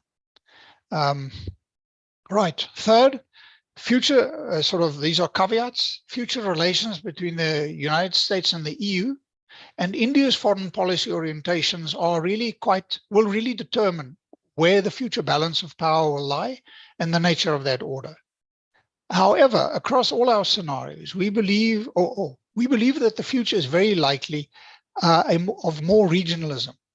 In other words, to a degree, South Africa, Europe, Asia, South America sort of decouple from the global commons. So it's a world of complex multipolarity and likely a growing divide between the rich West and the rest. The fourth major takeaway, there are only 10, you'll be glad to hear, is meanwhile, we believe that the war in Ukraine and the fear of China's rising influence is having significant collateral damage effects, particularly on Africa. And we say that the West in particular must differentiate between China and Russia and resist simplistic narratives that put a benevolent West against a bad China associated with evil Russia in Africa. Fifth major takeaway, for Africa to develop and reduce poverty, it needs China, it needs the European Union, and it needs the US. It cannot choose one above the other, even as its developmental future will increasingly be determined by rising Asia. Number 6, the world should avoid false choices, we believe. Firstly, the Chinese Communist Party will not abandon its collectivist views on politics and development, while democratic countries not abandon their belief in individual freedoms and political rights. And that from an African perspective, the single most important thing is simply that relations between the West and China be rebuilt. Because we all know when the elephants fight, the grass suffers.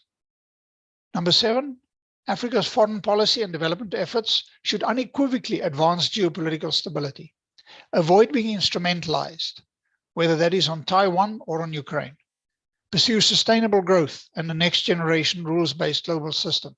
Now, one way of pursuing that a revised rules-based global system is exactly to try and do that through pressure by the BRICS grouping.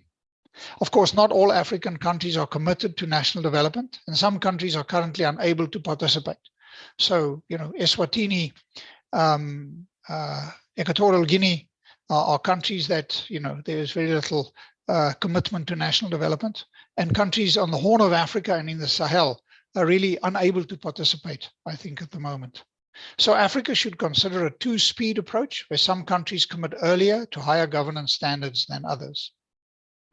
Number 8, this is a summary of the impact of those 4 scenarios on Africa. So in the sustainable world, the world that Kwasi presented for where Africa grows particularly rapidly, it achieves our Agenda 2063 scenario. The African economy by 2043 is about 7.9% of the global economy. GDP per capita increases to about 44% of the global average. At the moment, it's about 26%. Extreme poverty in Africa by 2043 is about 127 million, and in the rest of the world is 85 million. And there you can look at what we think would be the impact globally and on Africa in a divided world, where the world economy is a little bit smaller. African economy is only 6.7% of the global economy, and there's 198 million extremely poor Africans in compared to 112 million in the rest of the world. Of course, the world at war is the worst, and then in the growth world, it almost does as good as the sustainable world, but of course, sustainability is much less. Our ninth major takeaway, a recommendation, is just simply to make the point that Africans must relentlessly pursue their interests, including the conditions from Chinese foreign investment, insist on knowledge transfers and domestic linkages, like the Chinese have done, institute full transparency on all government contracts, and resist political conditionality. And this issue of full transparency on government contracts is particularly important if we see the extent of hidden debt. Finally, our last recommendation is really to make the argument that if the West is to retain influence and assist Africa, it must de-risk investments by its banks and the private sector so that we can borrow money at cheaper rates. Commit to ongoing engagement, communication, and greater visibility on Africa's development prospects, reset relations with China, and lead on a relaunched multilateral system and an investment-oriented growth model that will benefit Africa. Colleagues, so this is what I've now presented to you, is I've presented to you just a touch from our analysis on Africa and the world. During the course of the last 2 hours, we have first listened to Alize present Africa's current development trajectory. I would really recommend you go and read the entire theme on what are the challenges that the continent faces. She also touched on some of the issues, and in each of these themes, we modeled a particular scenario, and then Kwasi presented Africa's combined Agenda 2063 scenario in an ideal, sustainable world. We did not look at the impact of our scenarios, but it's there on the website, on jobs or on climate change. And then I have just spoken to you about how global developments could have an impact on this potential. And clearly, while we have modeled Africa's future in an ideal, sustainable world, the reality will be less. So, Yolande, thanks very much for hosting us and for making this possible. I'm going to stop there, and hopefully that provides a good basis for some discussion and reflection, particularly at the time that we also have the BRICS meeting in South Africa. Thank you so much, Yaki. That was super fascinating. I'm sure the audience can't wait to ask you questions about these 4 scenarios that you've sketched for us. Evidence-informed narratives of the future, really. Friends, then for the next part of our webinar, what we've done is we have asked 2 key individuals involved in policy making to reflect on what has transpired so far, to reflect on the African Futures Initiative in general.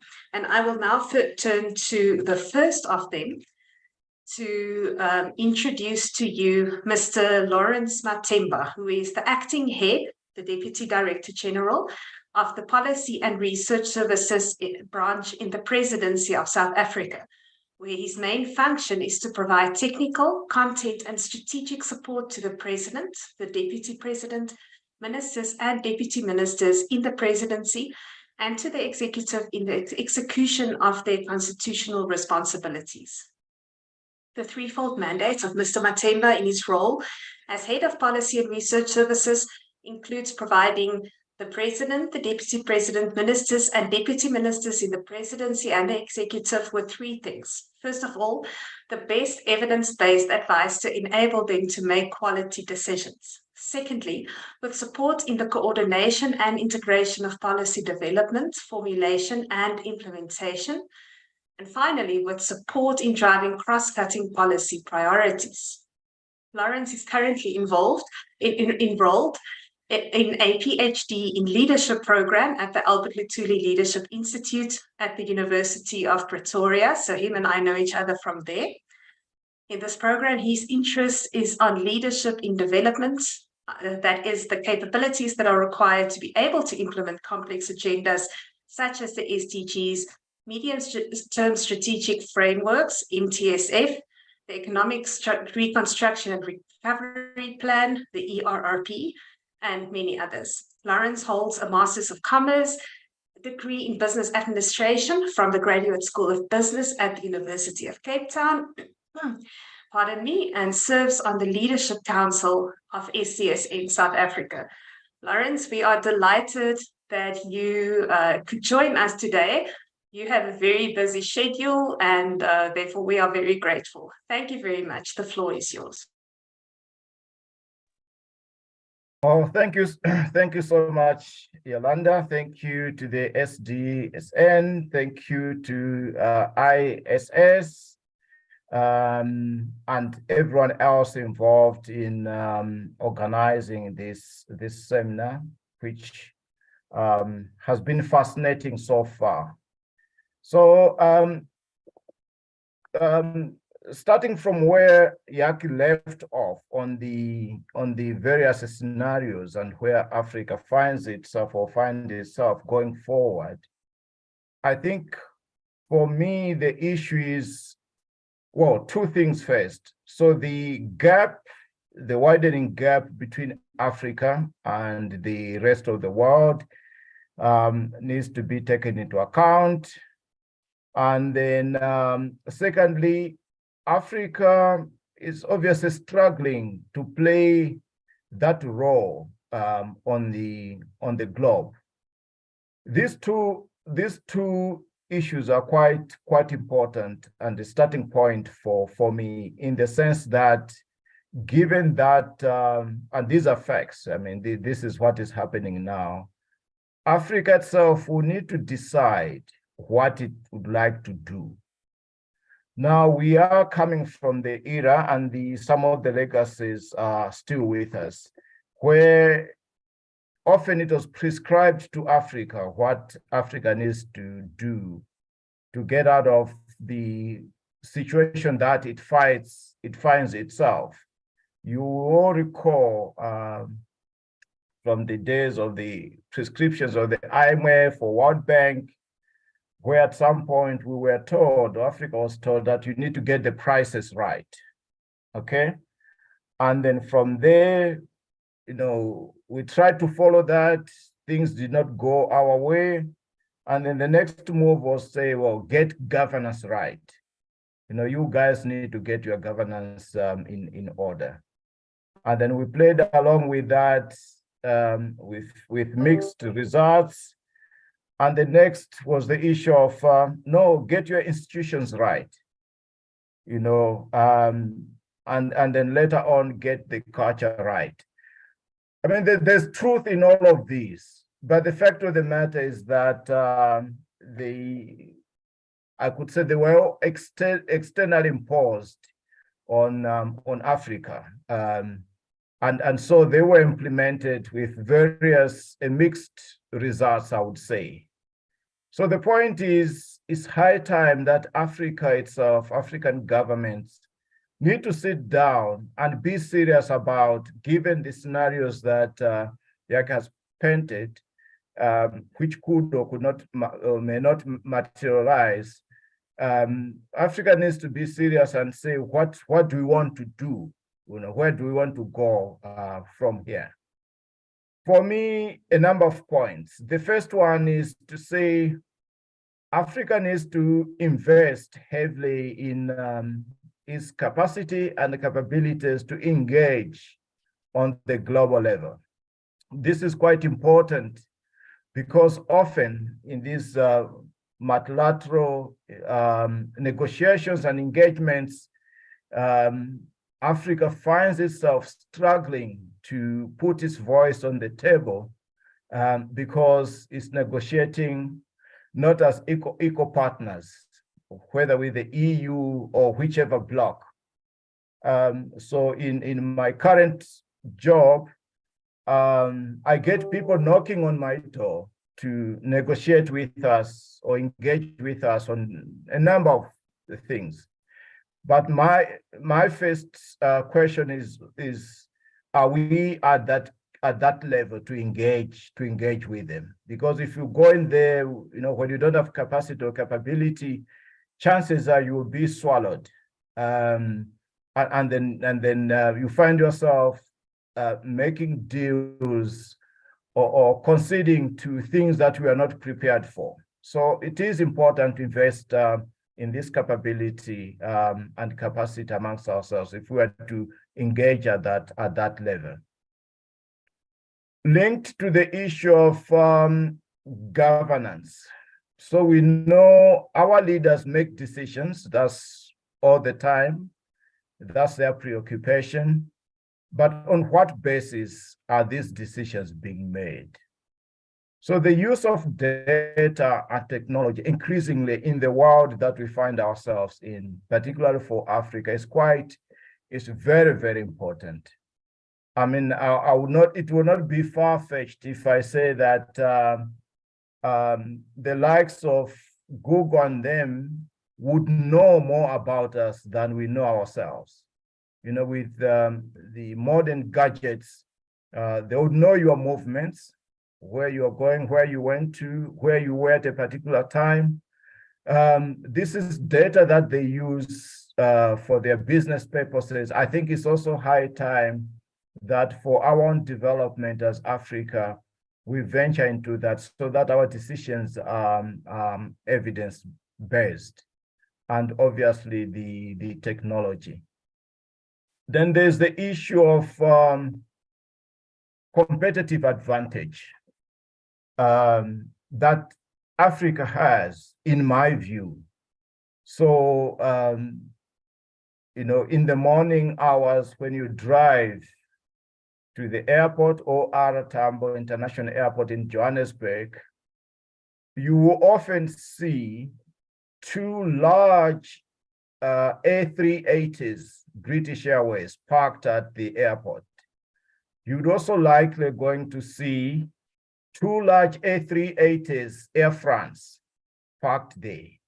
And then there will be one, in all likelihood, from Frankfurt, Lufthansa.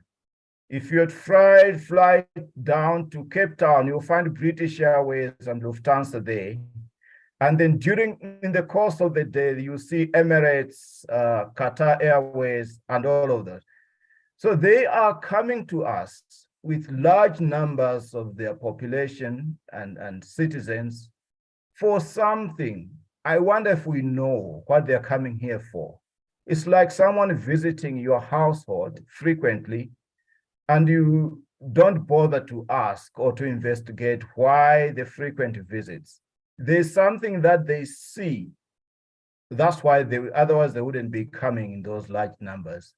So I'm saying here, the point I'm trying to make is, do we really know? Have we sat down and studied? Because for them, for us, there's a competitive advantage in all of those. I mean, we are just coming out of COVID, but air traffic has increased exponentially. So I'm saying, if we are serious about Africa, despite all these externalities, there's a lot that we need to know and dig deep within and amongst ourselves, so that we move towards, being a serious global player. There was a question of conspiracy and all of that in the earlier session. That might be true. There's some truth in it, but I'm still maintaining that there's a lot that we could do amongst ourselves. So there are a lot of, I'm watching the time, there's a lot of practical implications of the work that the ISS has done in terms of Africa and the world, particularly now as we seek or explore solutions for our own problems. Of course, we talk about Africa as one block, but there are a lot of divergences within the continent. Although there are a lot of similarities, but there's a lot of differences which need to be ironed out. So the forums, multilateral forums like the AU, are meant to do that, and the various blocks should be an avenue for all of that. But it's a question of investing time in that, in those. And then the final point for me is the issue of strong institutions. So sometimes you throw away the bathwater with the baby, just because it came from the IMF and so on, or the World Bank. But I think there's truth in it. If our institutions are resilient, chances are we can withstand that global onslaught.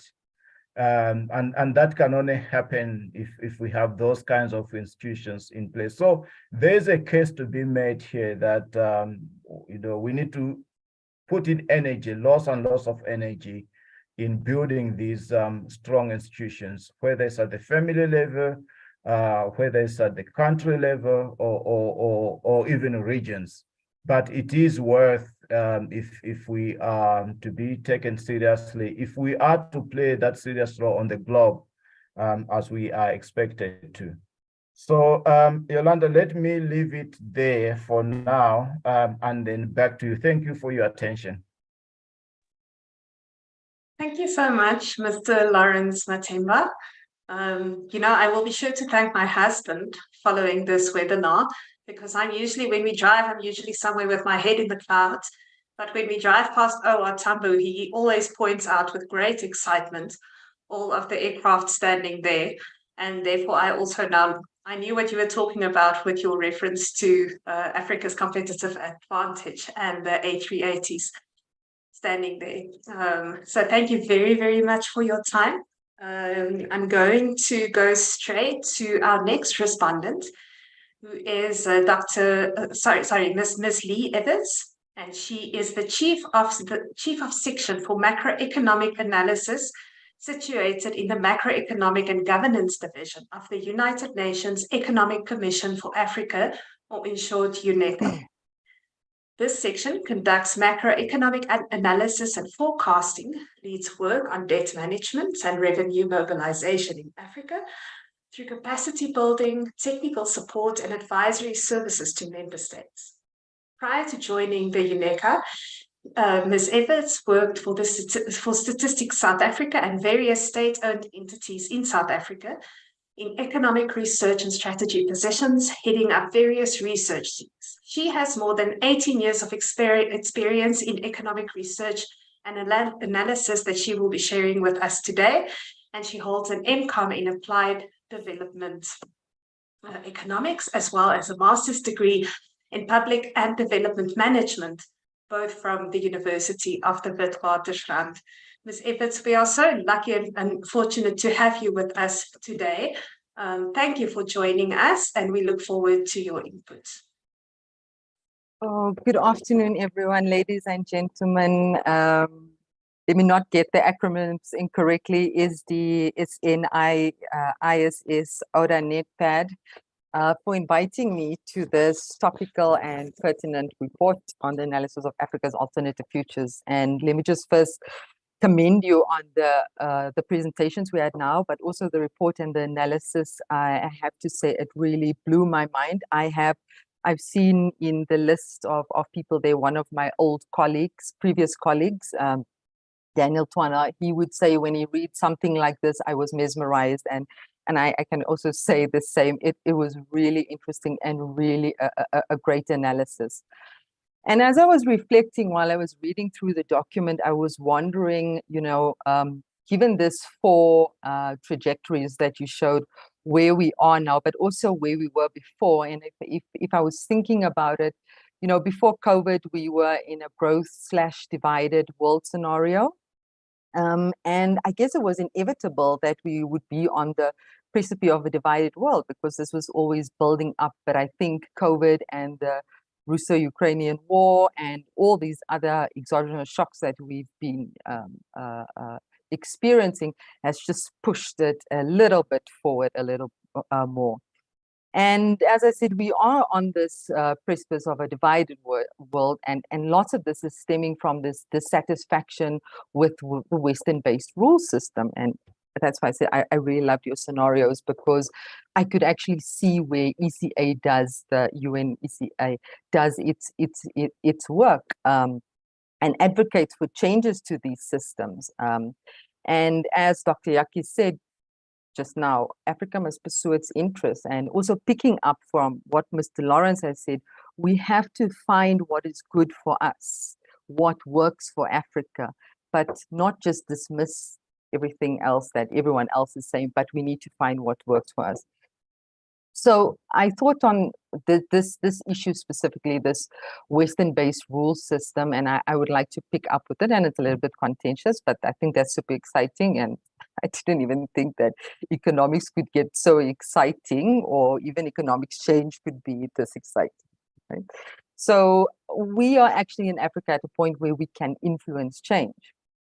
Now, what I want to talk about is a little bit more on the global financial architecture. And as you know, this global financial architecture is quite skewed to the Western world. And this is why the report, quite frequently talks about, we need to facilitate a global environment. And it needs to underline partnerships and collaboration, as mentioned by our opening speaker, actually. And us at the ECA in particular, we do a lot of work on the much needed reform of the global financial architecture. So if you just allow me a few minutes just to go back again. So before COVID, African countries were struggling with their debt. And Dr. Yaki, it's going to be inappropriate for me to say I wanted to kiss you when you said Africa needs more debt, but let's say we'll do it as a hug. I really wanted to hug you, and because it is important for development. So let's go back to where I was.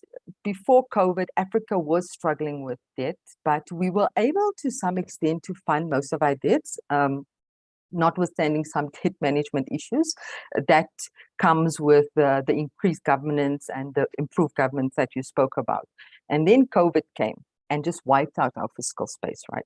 Then the Russia-Ukraine war came, and it put further pressure on the fiscus in Africa. And mixed into this, you have things like climate shocks, internal pressures that Haptamu in the previous session asked as a question, Ms. Haptamu asked as a previous question, and other exogenous pressures in retaliation to these shocks, right? So you have now high inflation prices, We've had capital flight, exchange rate depreciation, which in other instances may have been a boon for exports, but now really the cost of our imports are just offsetting anything that we could possibly make, but maybe things can change.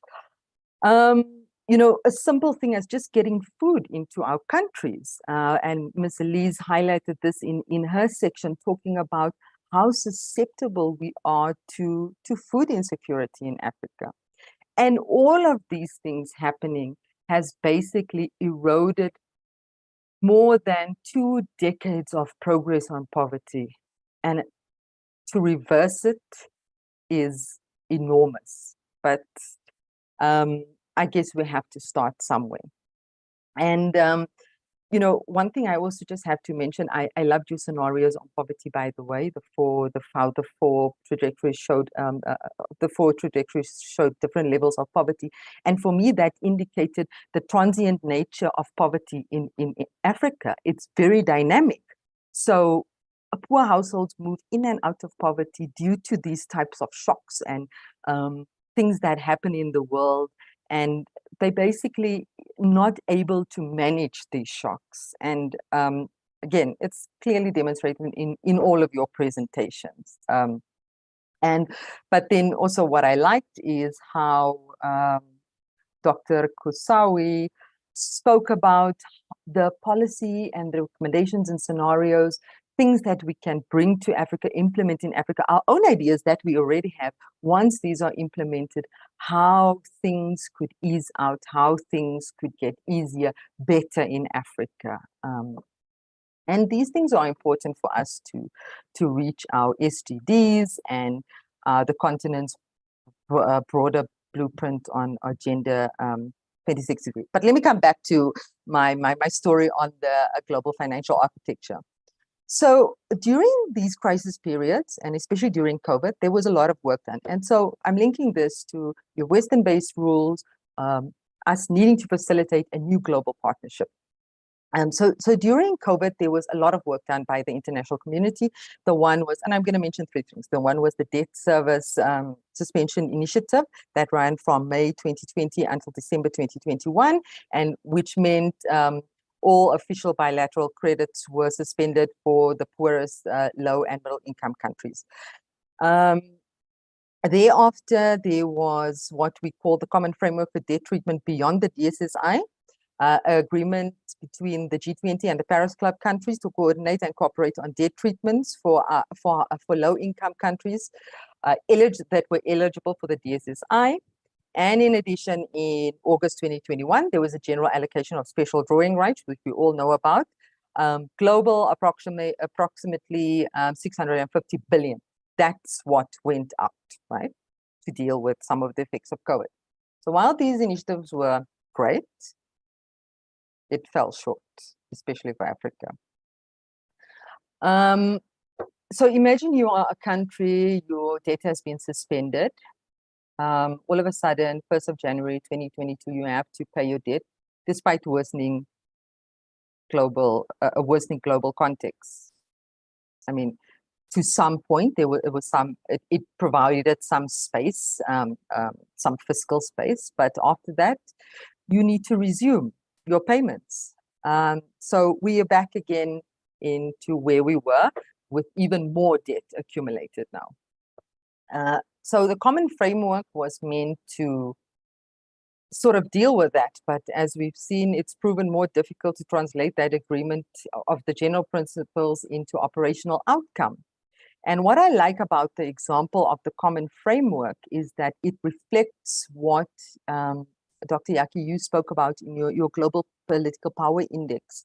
And that illustration feeds through the actual side of support of the common framework. If countries are not going to work together, if there's going to be this power struggle, if there's going to be, pulling and no coming together to facilitate global cooperation, we're going to have these types of problems.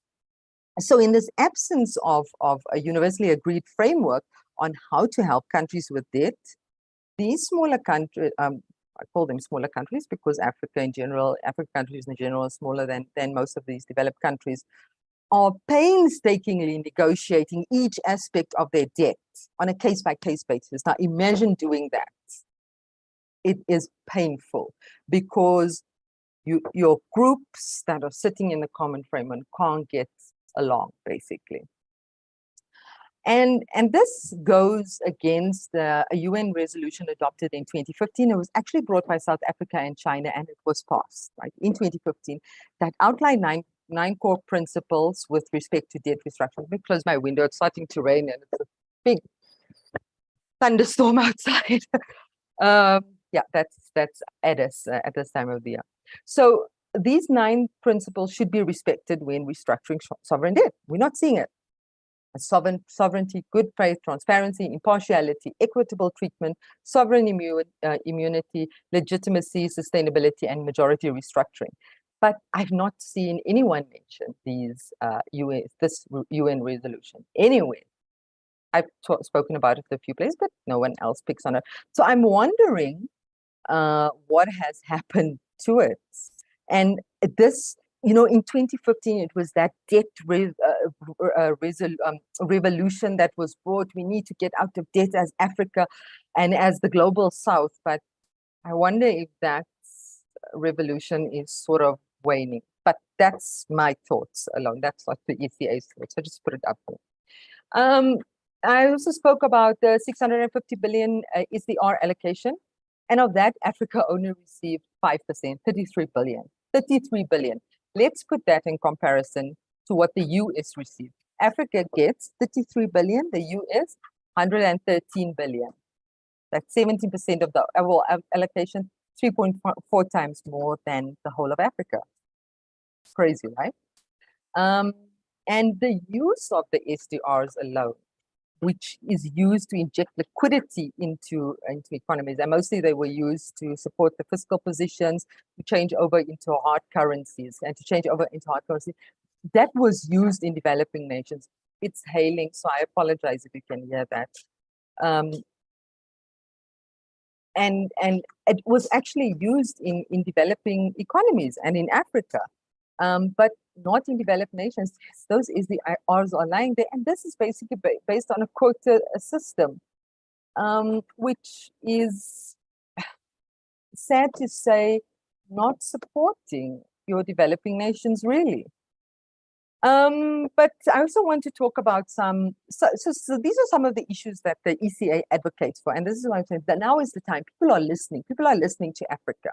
Now is the time that we need to take a stance together and say, this is what we want for ourselves, and tell the world, this is what we need from you. So the other areas we look at ECA, and we do this through a high-level working group, which consists of African ministers, the African Development Bank, the IMF, World Bank, Africa Export and Import Bank. So all of them are involved in this. So some of the things we advocate for is providing immediate debt service relief to vulnerable countries, operationalizing the common framework, which I spoke about, as well as just trying to fast track those procedures and extending the DSSI to try and reschedule some of the deferred interest payments, injecting new SDRs into the system. If you recall, and if you're familiar with the SDR system, you remember when it was articulated in the beginning, in those years when none of us were born yet, it was aimed at injecting liquidity into economies every 5 years. Now there's a description of when there's a global shock, but the definition is not very clear. And what if the shock is more concentrated? I mean, I can make an example of climate change. Lots of the climate events have been happening in Africa, right? Lots of these climate events have been happening in Africa, and there's been huge losses, and we are the smallest contributor to all these emissions, etc. But you know, these types of things are not seen as a shock for allocation of a SDR. So, you know, it has to be a little bit more refined. And these are some of the proposals we made to the IMF. Other ones are recapitalizing MDBs, multilateral development banks, to increase liquidity. These guys can really do the work. MDBs are continental or regional entities that know how the continent and the region and different regions in Africa operates and know how to maximize capital investments. So this would also be another way. And obviously, I also have to add to this discussion is, many have expressed the desire to see the AU being part of the G20. And this is also something we have to push for, because it will create an incentive and a driver for African countries to coordinate around our economic and financial policies, and for us to have ownership of these G20 decisions and decisions on key issues, especially things that affect ourselves. So I shall summarize now. Thank you. So I am basically done. So nevertheless, as your report articulates, we need to be on the most difficult scenario, sustainable world. And especially us in Africa, we need to advocate for changes and plan for our future. And for this transition, we need radical transformation. And without it, we're not going to get anywhere. So I just want to thank you again for your analysis and the report. And it's a great way of looking at the world instead of the world, as Dr. Kouassi said, this business as usual world. We need to incorporate real world possible shocks and trajectories and use them in our planning and analysis and base our actions thereof. And yeah, I thank you for the opportunity. Thank you. Thank you so much, Ms. Lee Evans, for joining us today and offering these valuable insights, especially on the global financial architecture, which touches on many of the questions also that were raised earlier. So I think our viewers found that very, very interesting. We're going to go into a final Q&A session, but before we do that, there's going to be a poll that will appear on the screen that is run by the Institute for Security Studies in order to improve their webinar offerings. So we urge you to please take a minute or two to complete that evaluation. And then following that, pardon me, my voice is coming and going. Following that, if you have any questions, so please put them in the chat for our panelists. Thank you.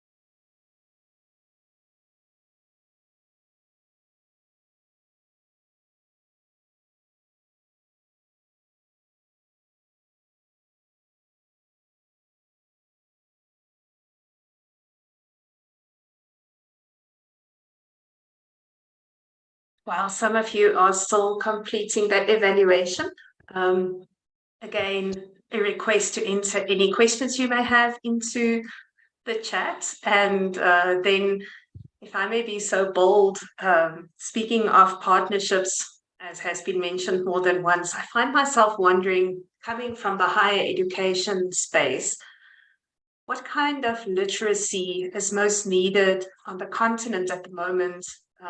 What kind of partnerships can higher education, both public higher education and private higher education, enter into to advance the kind of literacy on the continent to do our bit that we can help contribute to a more positive future? Just any of the panelists, I'm quite curious about what your recommendations would be.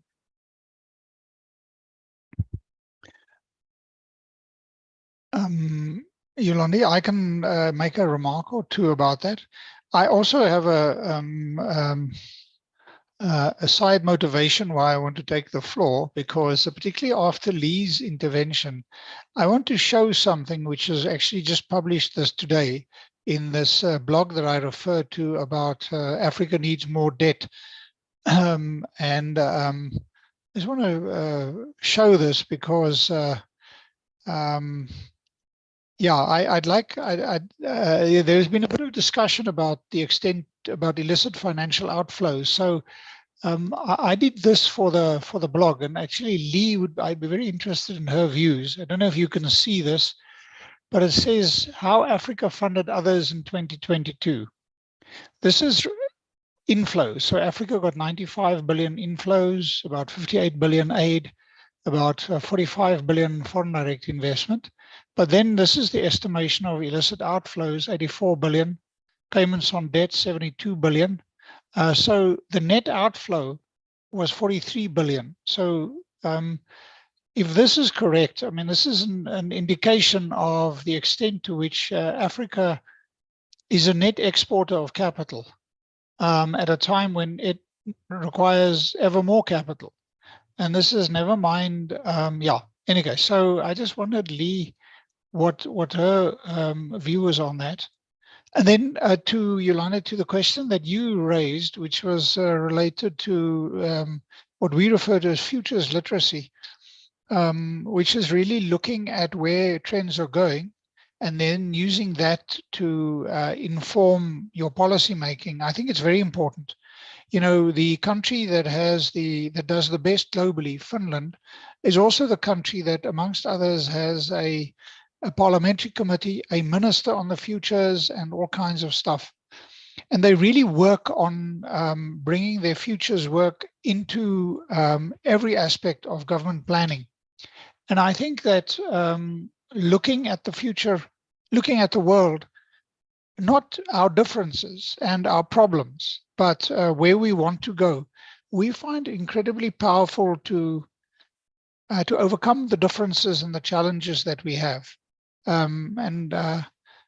Yeah, so I just, in response to you, I think also if you read the papers that the UN Secretary General is preparing for the Summit of the Future of next year, I mean, the first policy paper he presented was on our responsibility towards our future generations. And I think that focusing on where we want to go to, that's very important, which is very different, I should add, to very often countries develop a long-term, a national development plan, and that's it. It's parked on they never implement the recommendations. South Africa is a good example. And now and then they discover it and they make remarks, but they don't really implement it. They don't pursue it in a dedicated manner. In any case, that's just two remarks. Yeah. Thank you so much, Dr. Cilliers. I will refrain from getting into the topic of futures literacy, which is so fascinating for the moment, because I want to give the floor to Ms. Everts to hear from her in response to your question. Yeah. Thank you so much. I mean, again, I love your graph there. And we have a whole section that works on illicit financial flows. We've recently developed a methodology and tested it on 10 countries, and we would be happy to engage a little bit more with you on that. Super happy. I think I have got your email, so I'll reach out. But you know what I really like that you showed, basically what we are sort of getting in is just offset by what is flowing out. Yeah. If you just look at what we need to bridge the sustainable financial deficit between now and 2030, I think it's about 1.6 trillion, right? And then according to the UN, we have a shortfall, you add all these years up, by 200 billion a year for African nations to achieve these SDGs. And those are, you know, by some equivalent, by some calculations, and it might not be 100% accurate, but it's good approximations, the equivalent sum of illicit financial flows with even more enhanced tax collections Yeah. from Africa. So yeah, it's a crazy situation we are on. But the UN is currently working on a tax convention, right? And this tax convention is, and we're working with the AU on, is trying to address some of these issues and also trying to get up and running. It's like a global tax, I wouldn't say court, but something like that. Someone that is really like a lawmaking organization for especially tax types measures, because this falls in this ambit. And Some of the work that the ECA has also been doing, except determining methodologies on establishing how much flows out of countries are asset recoveries. And so that is coming up more and more often, but honestly, the amount of recoveries is minuscule. It's probably a few percent, if even that.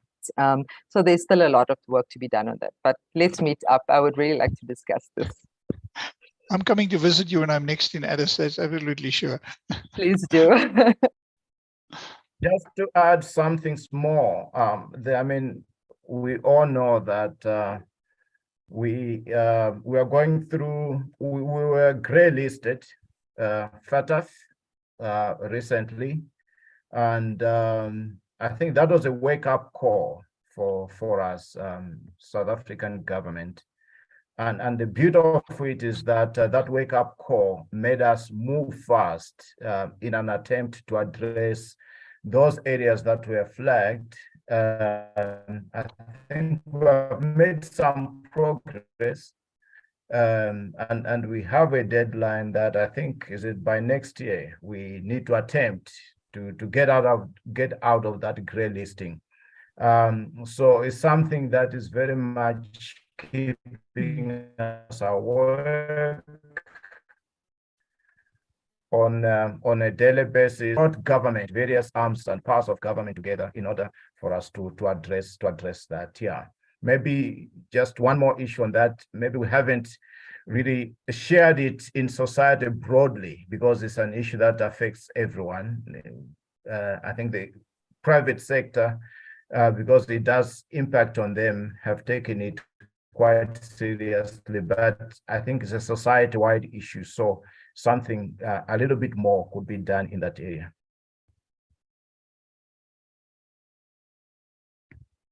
Thank you so much, Lawrence, for that, and also to you, Lee. I was excited to hear that you were going to visit Lee in Addis, Yaki, because while for a moment we thought there might be a peace waiting for you, but now it's at least a hug. We believe in relational investment as we move into the future. So in all kinds of relationship is all supported by us. We're very happy to see that. On a more serious note, everyone who gave their time to our webinar today, firstly, our viewers, thank you for taking the time and for the questions that you brought to the table. And then, of course, an event like this is only a minute reflection of hours and hours of work. By this, I mean the years of work that went into the African Futures Initiative of the Institute for Security Studies. And we are grateful for the vision that you had, is it a decade ago, just about, Yaki, to start developing this initiative, and the fruits of which is now freely available to our eyes, so that we really have no excuse in not making use of evidence to inform our policy making on the African continent. Thank you, secondly, to all our panel members today. Thank you for the time that you took to prepare. Thank you for all the meetings you attended to plan this. We are very grateful. I also wish to thank the technical team behind the scenes that was supported by the Institute for Security Studies. We are grateful to you. And then I have to single out two people responsible for the organization to a large extent. The first is my colleague, Kamahano Setono at the Alpakutuli Leadership Institute. Thank you so much. And the second is Ms. Judy. Judy, now I've gone and forgotten your surname. You have to please forgive me. Vessels. There's a Professor Judy Peters at the Cape Peninsula University of Technology, and that's now the only surname that was in my head. Apologies for that, Judy. Thank you for the initiative of the ISS to contact us for this webinar, and thank you for all the work that the team put in for today. Thank you. Thank you. Thanks, Yolande. Thanks, colleagues.